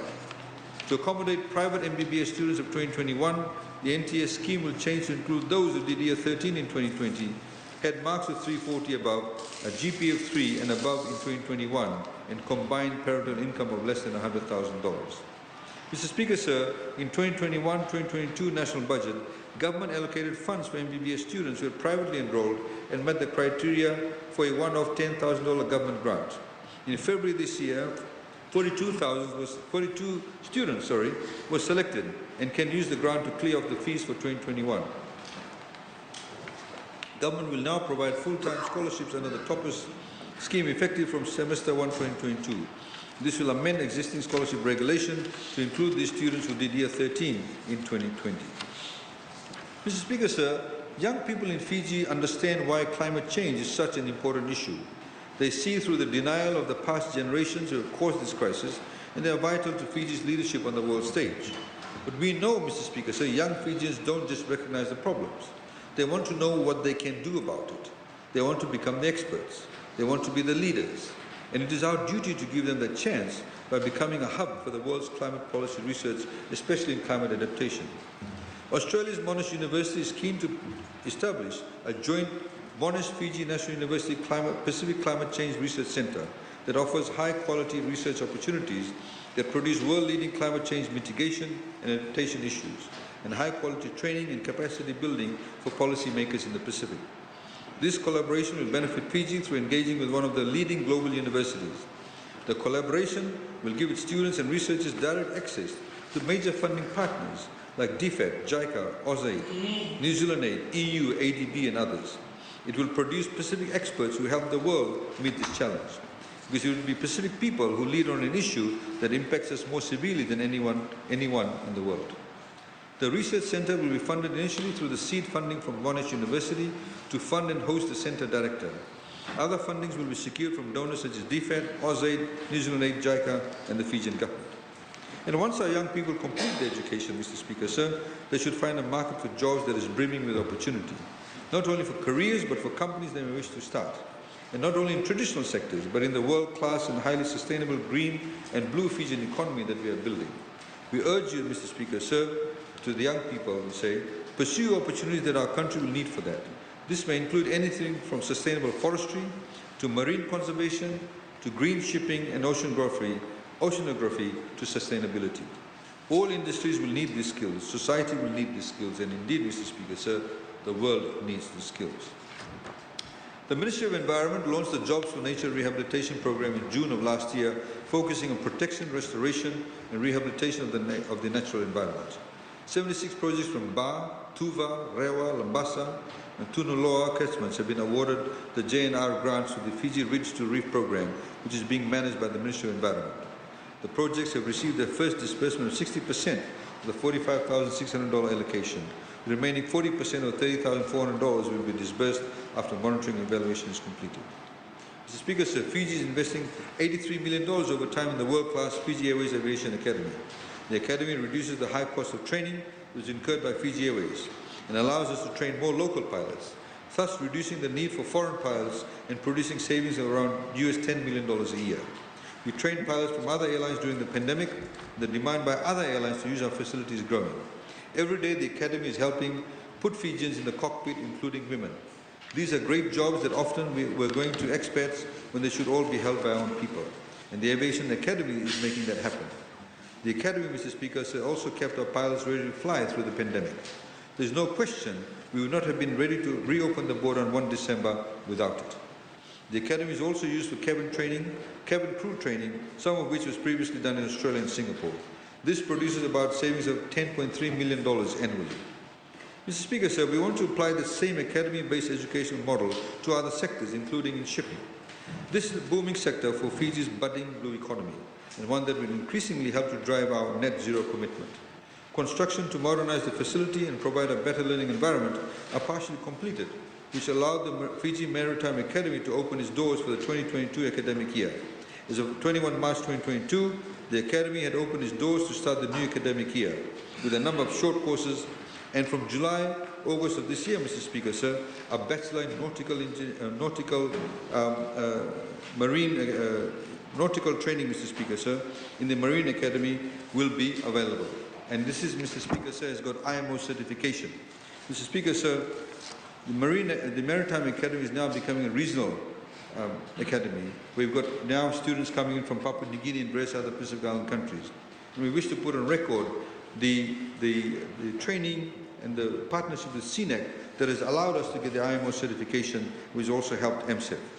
In the 2021-2022 budget, government announced a 20-year tax holiday incentive for business process outsourcing of BPO.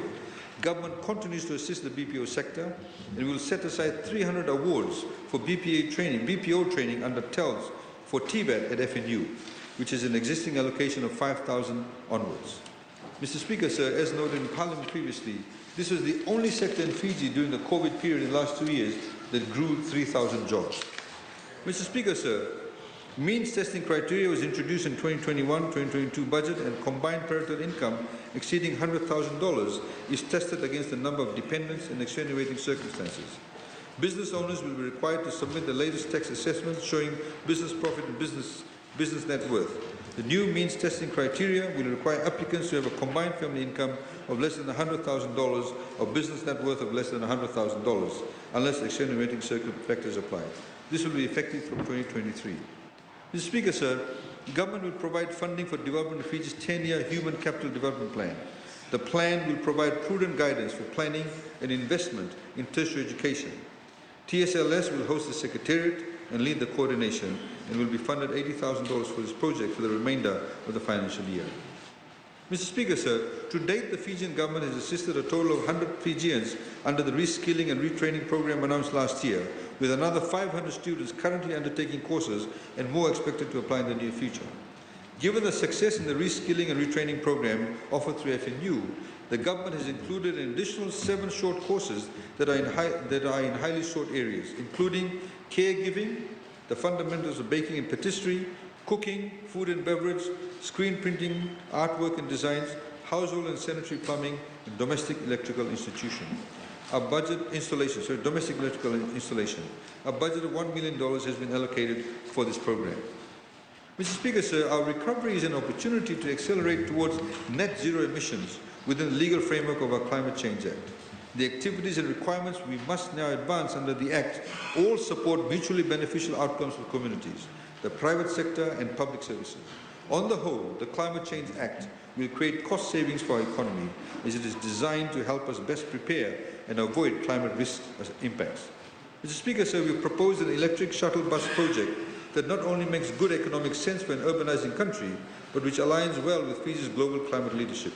We need clean and efficient urban mass transportation, and we are pleased to report that the project is progressing well.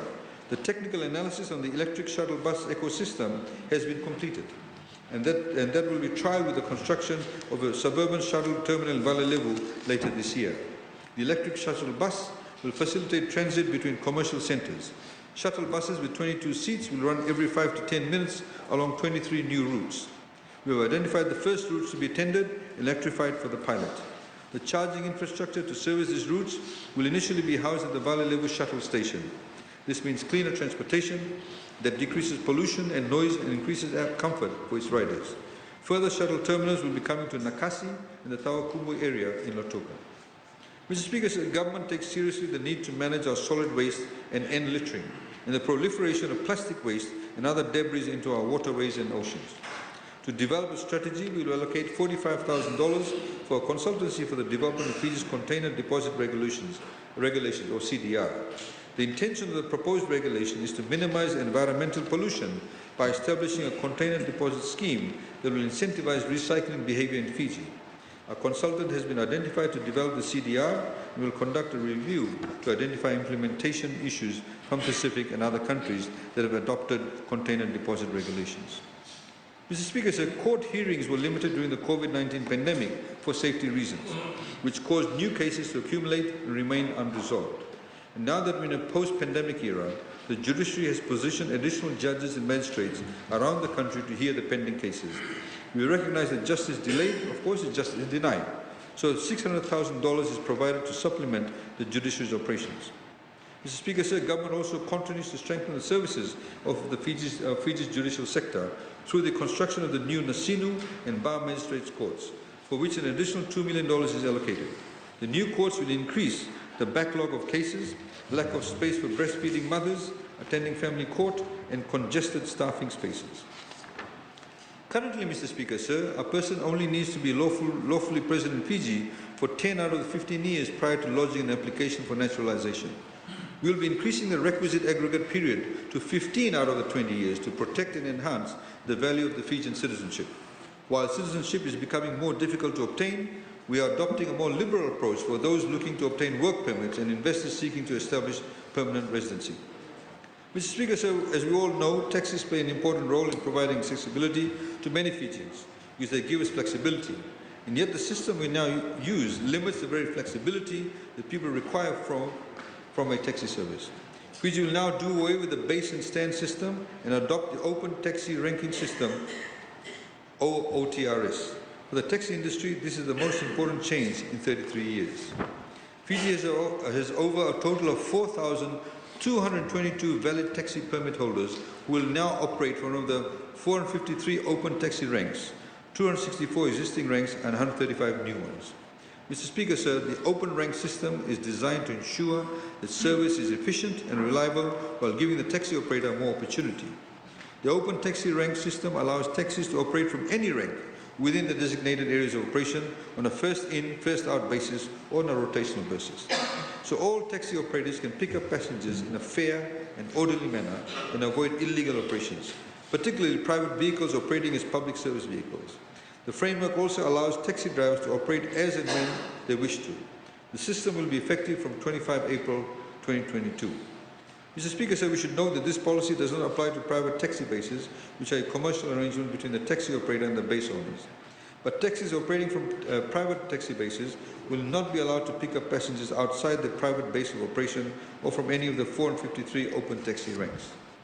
The introduction of the open taxi rank system has meant the removal of paid bases and stands in Fiji. You don't have to anymore pay the base stand fees.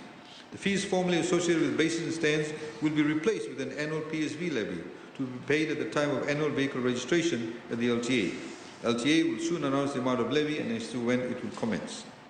Previously, driving instructor licenses were issued for 5 years, but subject to annual renewal. Driving school permits were issued for 3 years, but subject to yearly renewals. We'll be removing the requirement for annual renewal. These changes will remove the unnecessary burden of yearly renewals in terms of licensing requirements for existing driving school and driving instructors permit, or DIP holders. The idea is to promote self-development among driving school and DIP holders and reduce bureaucracy. The LTA recognizes the important role driving schools and DIP holders play in molding the skills and mindsets of future drivers. Through this amendment, government is expressing its trust in the responsibility and trustworthiness of driving schools and licensed driving instructors to give sound instruction and comply with regulations. Mr. Speaker, sir, government will continue to pay for the police clearance report fees for those who need it as a job requirement or for obtaining a PSV driving license. That is for taxi drivers, bus drivers, minibus drivers and carrier drivers. Given that police clearance is also an essential LTA requirement for both PSV drivers and, for example, employment opportunities, from 14 April 2022, police clearance will be obtained from all LTA offices. It will be a one-stop shop, and the Fiji Police Force will have a MOU with LTA to implement this initiative. At the moment, if you are, for example, in Tavua, to get your police clearance, you have to come to Suva, or go to Lotoka, or go to Nandi. Now you'll simply be able to go and make the application at the LTA office, and then you'll get your police clearance from there once the police actually give it to you. So it stops all the funding that's required for you to get your clearance. Mr. Speaker, sir, in order to keep local trading activities and businesses afloat, an allocation of $500,000 has been set aside for trade enhancement. This program, Mr. Speaker, sir, is essentially a lifeline of $500 will be provided to successful applicants who are recovering from the impact of COVID-19 and aim to kickstart their business. For instance, Mr. Speaker, sir, we met a lady in her 50s in Nandi who was a spa worker at one of the resorts.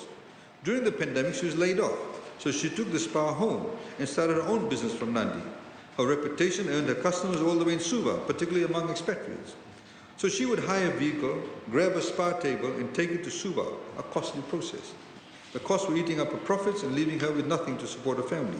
So she asked government to help her buy a second-hand table that could be kept in Suva. That allows her to hire a smaller vehicle and keep more money in her pocket. That's the sort of initiative we would like to see and are happy to support. There are many tradespeople who want some startup tools.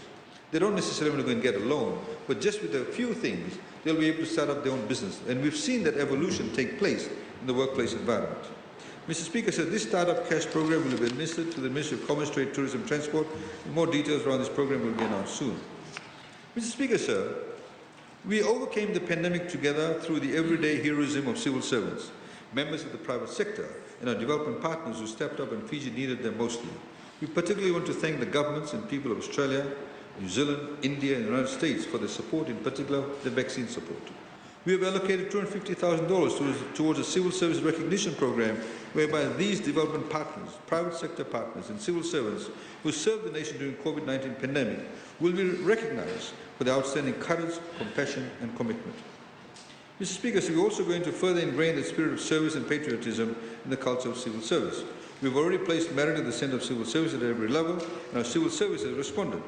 Some, of course, have responded far better than others. And Mr. Speaker, sir, we need to be able to ensure that we marshal these resources and ensure that we're efficient government services. The highest performers are setting an example and creating a culture of pride and higher standards. The next step is to put measures in place to build on the better services we offer the public. A customer service guideline for the whole of civil service has been drafted that consolidates all aspects of processes and activities to provide services to the Fijian public. This guideline will reinforce the policies and procedures already in place by providing standard tools that our civil servants will use to ensure that our citizens receive timely, reliable, effective, and impartial services. The guideline sets standards of performance with emphasis on face-to-face and virtual modes of engagement and provides guidance on managing complaints, feedback, surveys, form design, customer relationship and risk. Fijians who use government services should expect to be treated with respect as a baseline. Our civil servants need to be courteous and need to be empathetic. Our citizens should feel that questions are taken seriously and answered honestly and promptly. When they need to provide information to the government, it should be easy to do through forms that are appropriately designed. Our service areas must create a welcoming environment and place customers at the center of service delivery. We want to encourage feedback, including complaints, because that will help us improve. Our citizens need to be addressed as Mr. or Ms. or Madam or Sir. This guideline is going to be user-friendly and provides detailed steps that can be easily incorporated into each ministry's work processes and adapted by the frontline civil servants on duty. Government, Mr. Speaker, sir, is conducting a thorough civil service salary review to determine appropriate competitive remuneration, that is, salary and benefit for positions we know that require scarce skills and personnel that we need to retain. We've seen this continuously. Highly sought after civil servants get poached by multinational agencies and other regional agencies. There will be a review of the civil service salaries for retention and scarce skills. An allocation of $50,000 has been provided for this exercise. The position, for example, Mr. Speaker, sir, Principal Veterinary Officer is a good example. The 2017 job evaluation exercise determined that the skills required for the job did not exist in this country, let alone in the civil service. Taking into account remuneration data from the private sector and benchmarking against several other positions, the position remuneration package was reviewed so that we could attract and retain the possible candidates. The same has been done for several other positions in government. This study, Mr. Speaker, sir, will allow for more comprehensive review in lieu of ad hoc application of job evaluation guidelines. Mr. Speaker, sir. Mr. Speaker, sir, for the teachers, we are allocating an additional $2.7 million to appropriately remunerate 312 teachers that have taken the initiative to upskill their qualifications. Mr. Speaker, sir, with the economy recovering and the projected increase in revenue collections, we'll be able to roll back certain expenditure control measures that were announced in 2020. Effective from 1st of April 2022, overtime will be reinstated for all civil servants on Band E and below. Overtime will also be reinstated for registered nurses on Band F. Other officers on Band F and above will be entitled to time off in lieu of overtime pay. This was as per the past practice, and this, of course, always excludes teachers. The Ministry of Civil Service, Mr. Speaker, sir, will be issuing a circular in the coming week. Meal allowances, Mr. Speaker, sir, will now be increased from $10 to $15. Mr. Speaker, sir, we'll also be bringing back rural and maritime allowances. We are also, Mr. Speaker, sir, will be bringing back rural and maritime allowances with an allocation of $1 million. We recognize the extraordinary efforts by dedicated and committed civil servants who work in remote locations. With immediate effect, civil servants will be paid maritime allowance. And following the reconfiguration of the definition of rural, as a lot of previously rural areas are now peri-urban, those in deep rural areas will be paid an allowance also. Mr. Speaker, sir, the last wage review was held in 2018 and was due for review in 2020. It would have been indefensible and quite cynically, really, silly to review the minimum wage rate during a pandemic that put more than 100,000 people out of their jobs on reduced hours. We focused instead on providing assistance, as was right. As things are normalizing, we have conducted the review that was planned for 2020 through Dr. Pata. We were able to consider new pressures like imported inflation. For weeks, we have held extensive and productive consultations with employers, employees, and other stakeholders about wages. Every consultation was open to the public. But regrettably, the unions and their reps and political parties were muttering from the sidelines, never bothered. They never bothered to give contributions or even show up to the public consultations. And in fact, Mr. Speaker, sir, as was required, only a few of them turned up to the ERAB meeting, which is the Employment Relations Advisory Board. Of course, some of the others didn't. No matter that, Mr. Speaker, sir, no matter that. Dr. Pato was able to speak directly with the people who will be most affected by a rise in the minimum wage, both in the formal and the informal sectors. These are not the privileges or unionists who drive in the Pajeros. They are people who encounter every day in restaurants, convenience stores and petrol stations. They may tend gardens or clean offices, or they are what we unfortunately in Fiji call house girls.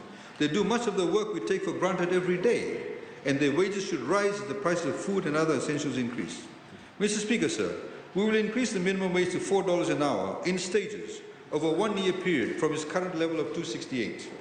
The revised minimum wage rate will be implemented in 4 tranches, starting at $3.01 from 1 April 2022, $3.34 from 1 July, $3.66 from 1 October 2022, and $4 from 1 January 2023. Mr. Speaker, sir, Mr. Speaker, sir, we are doing so because we don't want the employers to get an immediate shock.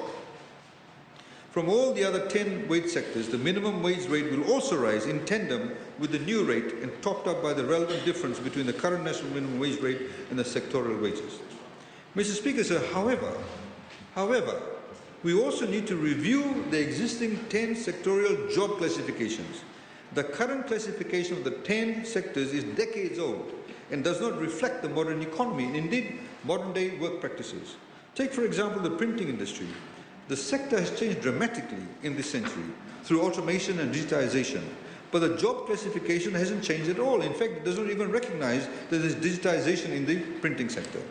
We have to recognize these shifts and align sectorial wages with market realities to ensure that people are paid wages for the jobs they perform.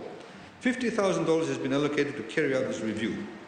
Mr. Speaker, sir, government has also allocated a funding of $500,000 to adjust the wages of civil servants who are hourly paid because of the new minimum wage. Mr. Speaker, sir, we have to also remember there's still a lot of folks in Fiji who work for themselves in the informal sector, who do not make set wages. A responsible rise in the minimum wage can benefit them indirectly, because higher wages means more spending, and that is certainly good news for someone selling roti parcel or lovo packs or selling boiled evi by the side of the road, or the many thousands of other Fijians working in our informal sector. Mr. Speaker, sir, however, a rise in wages must also signal a rise in productivity, and we must reward rises in productivity where they happen and root out areas that limit Fiji's productive capacity.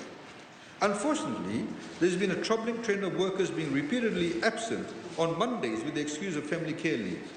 This impacts productivity and the overall profitability of businesses, many of which barely survived the pandemic.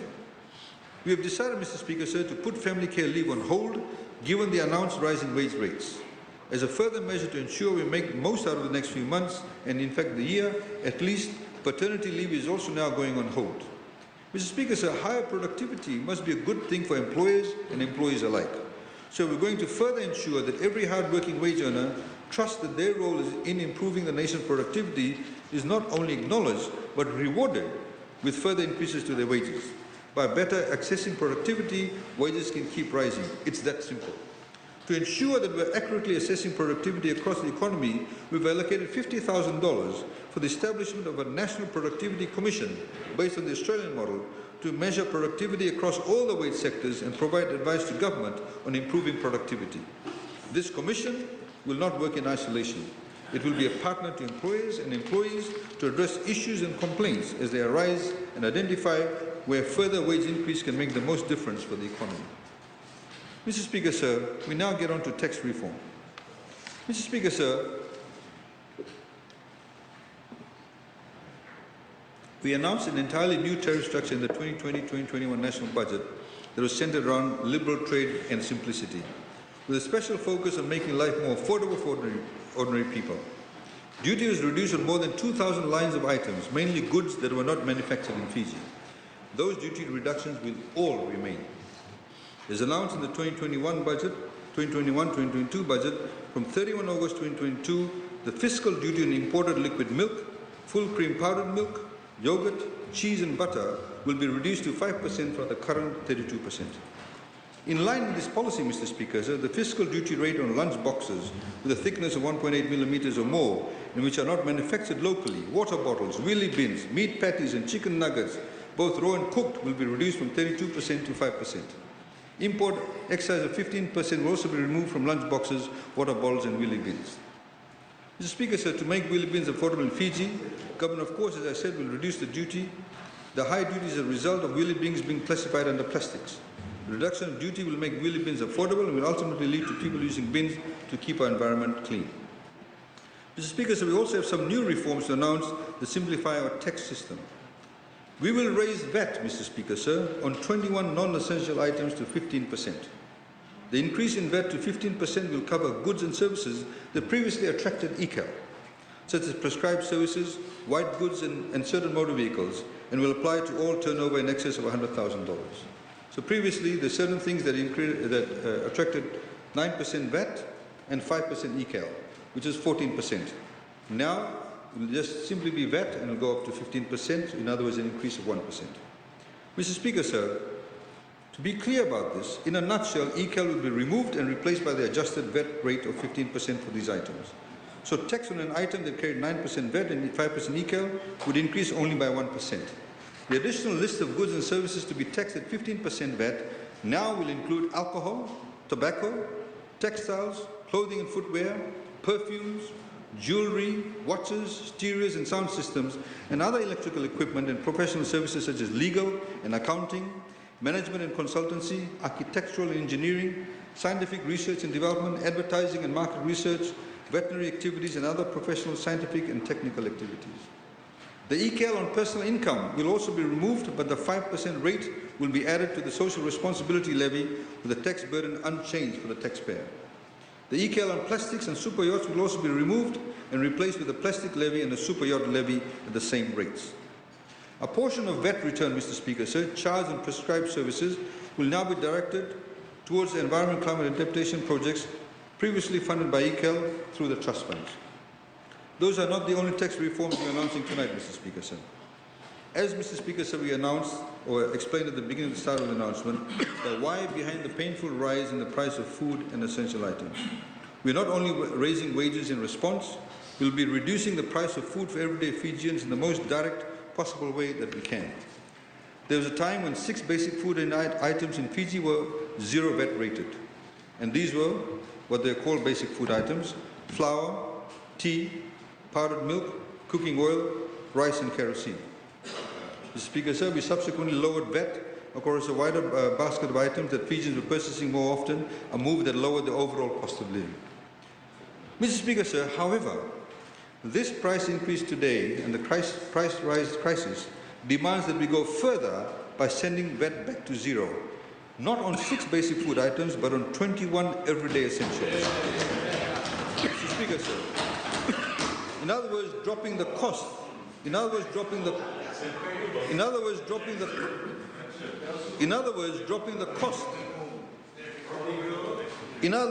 the cost of these items by 9% overnight. From the 1st of April 2022, sugar, flour, rice, canned fish, cooking oil, potatoes, onion, garlic, baby milk, powdered milk, liquid milk, dal, tea, salt, kerosene and cooking gas are all going to become VAT 0 rated. However, Mr. Speaker, sir, these are not the only items. There are other household essentials that people buy on a daily basis, and these include soap powder for washing, toilet paper, sanitary pads for women and toothpaste. These will also be 0 rated. Mr. Speaker, sir, in total, however, this reduction in VAT will send $163 million in tax revenues back to the Fijian people. So the government will lose $163 million, but it will go back to the Fijian people and alleviate the cruelest burden that the pandemic and the Russian war have placed on our people's back. Mr. Speaker, sir, we will continue to review the price of food and other essentials as time goes on. The war could get worse, or, God willing, Mr. Speaker, sir, God willing, peace will win out. Either way, we have to maintain a flexible policy posture.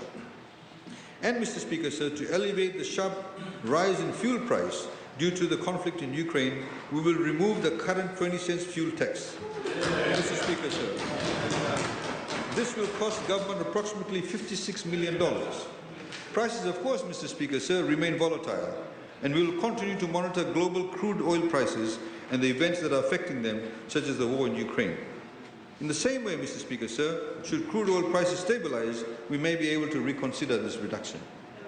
Mr. Speaker, sir, to assist the Textile, Clothing and Footwear Council and the industry with rising import freight costs on top of the new increase to the sector minimum wage and to the sector minimum wages, government for the next 3 years will provide the TCF Council a marketing grant of $100,000 a year to allow them to secure markets to expand.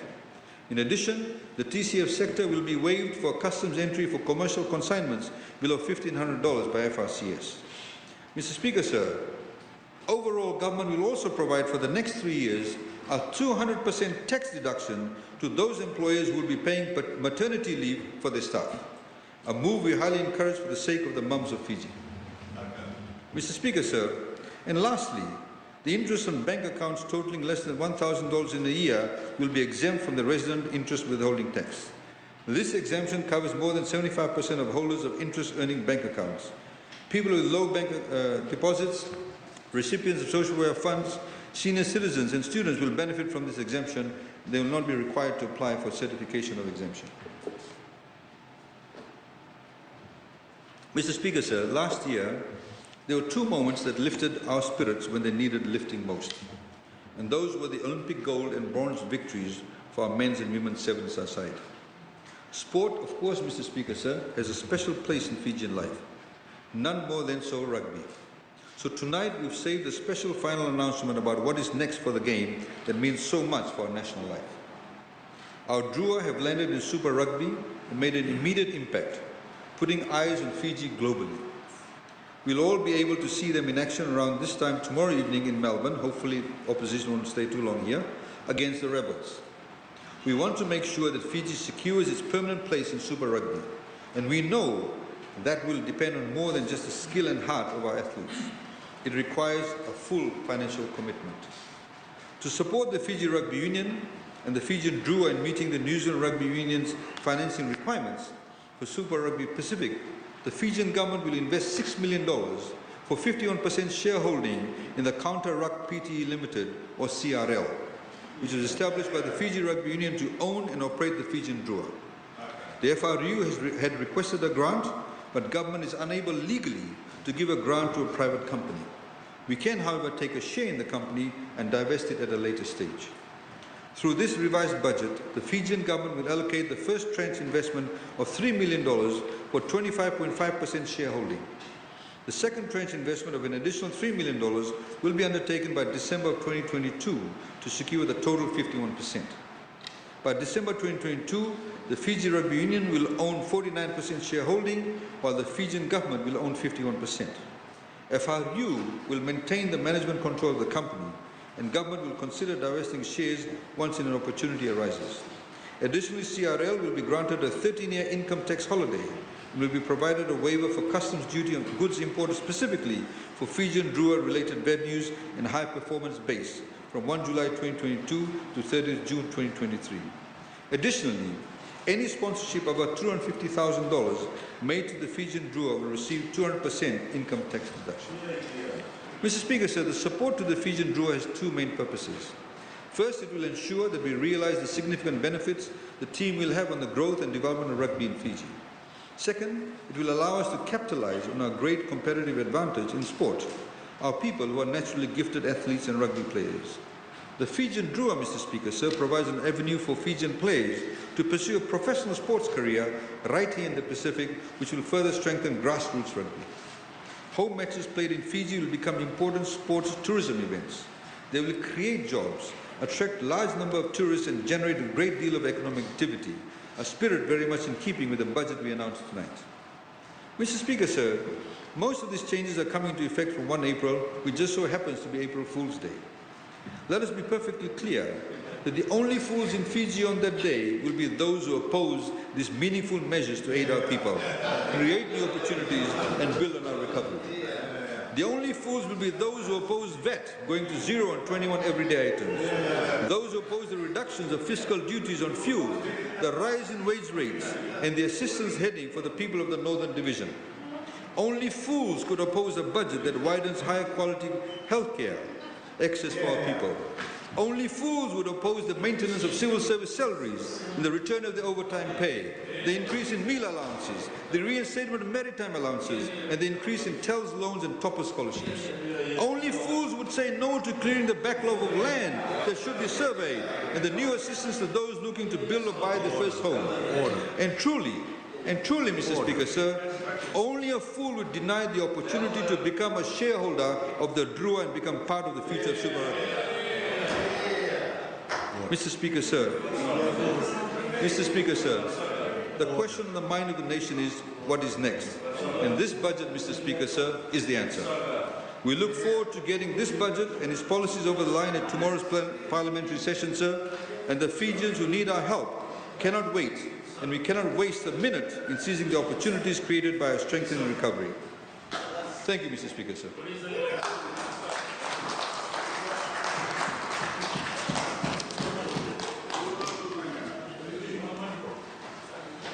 Honourable members, I thank the Attorney General and the Minister for Economy for the presentation of the 2021-22 revised budget address. Honourable members, pursuant to the resolution of Parliament passed tonight,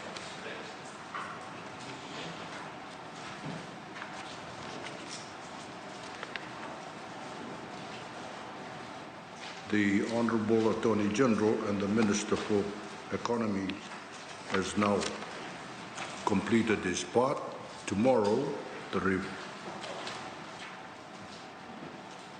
response from the Shadow Minister for Economy will be the next part of this budget address, which is an important part of this budget address. Honourable members, copies of the revised budget documents have been circulated to all for your necessary preparations for tomorrow's proceedings. On that note, honourable members, we come to the adjournment. I thank all honourable members, and Parliament is now adjourned until tomorrow morning at 9:30 a.m.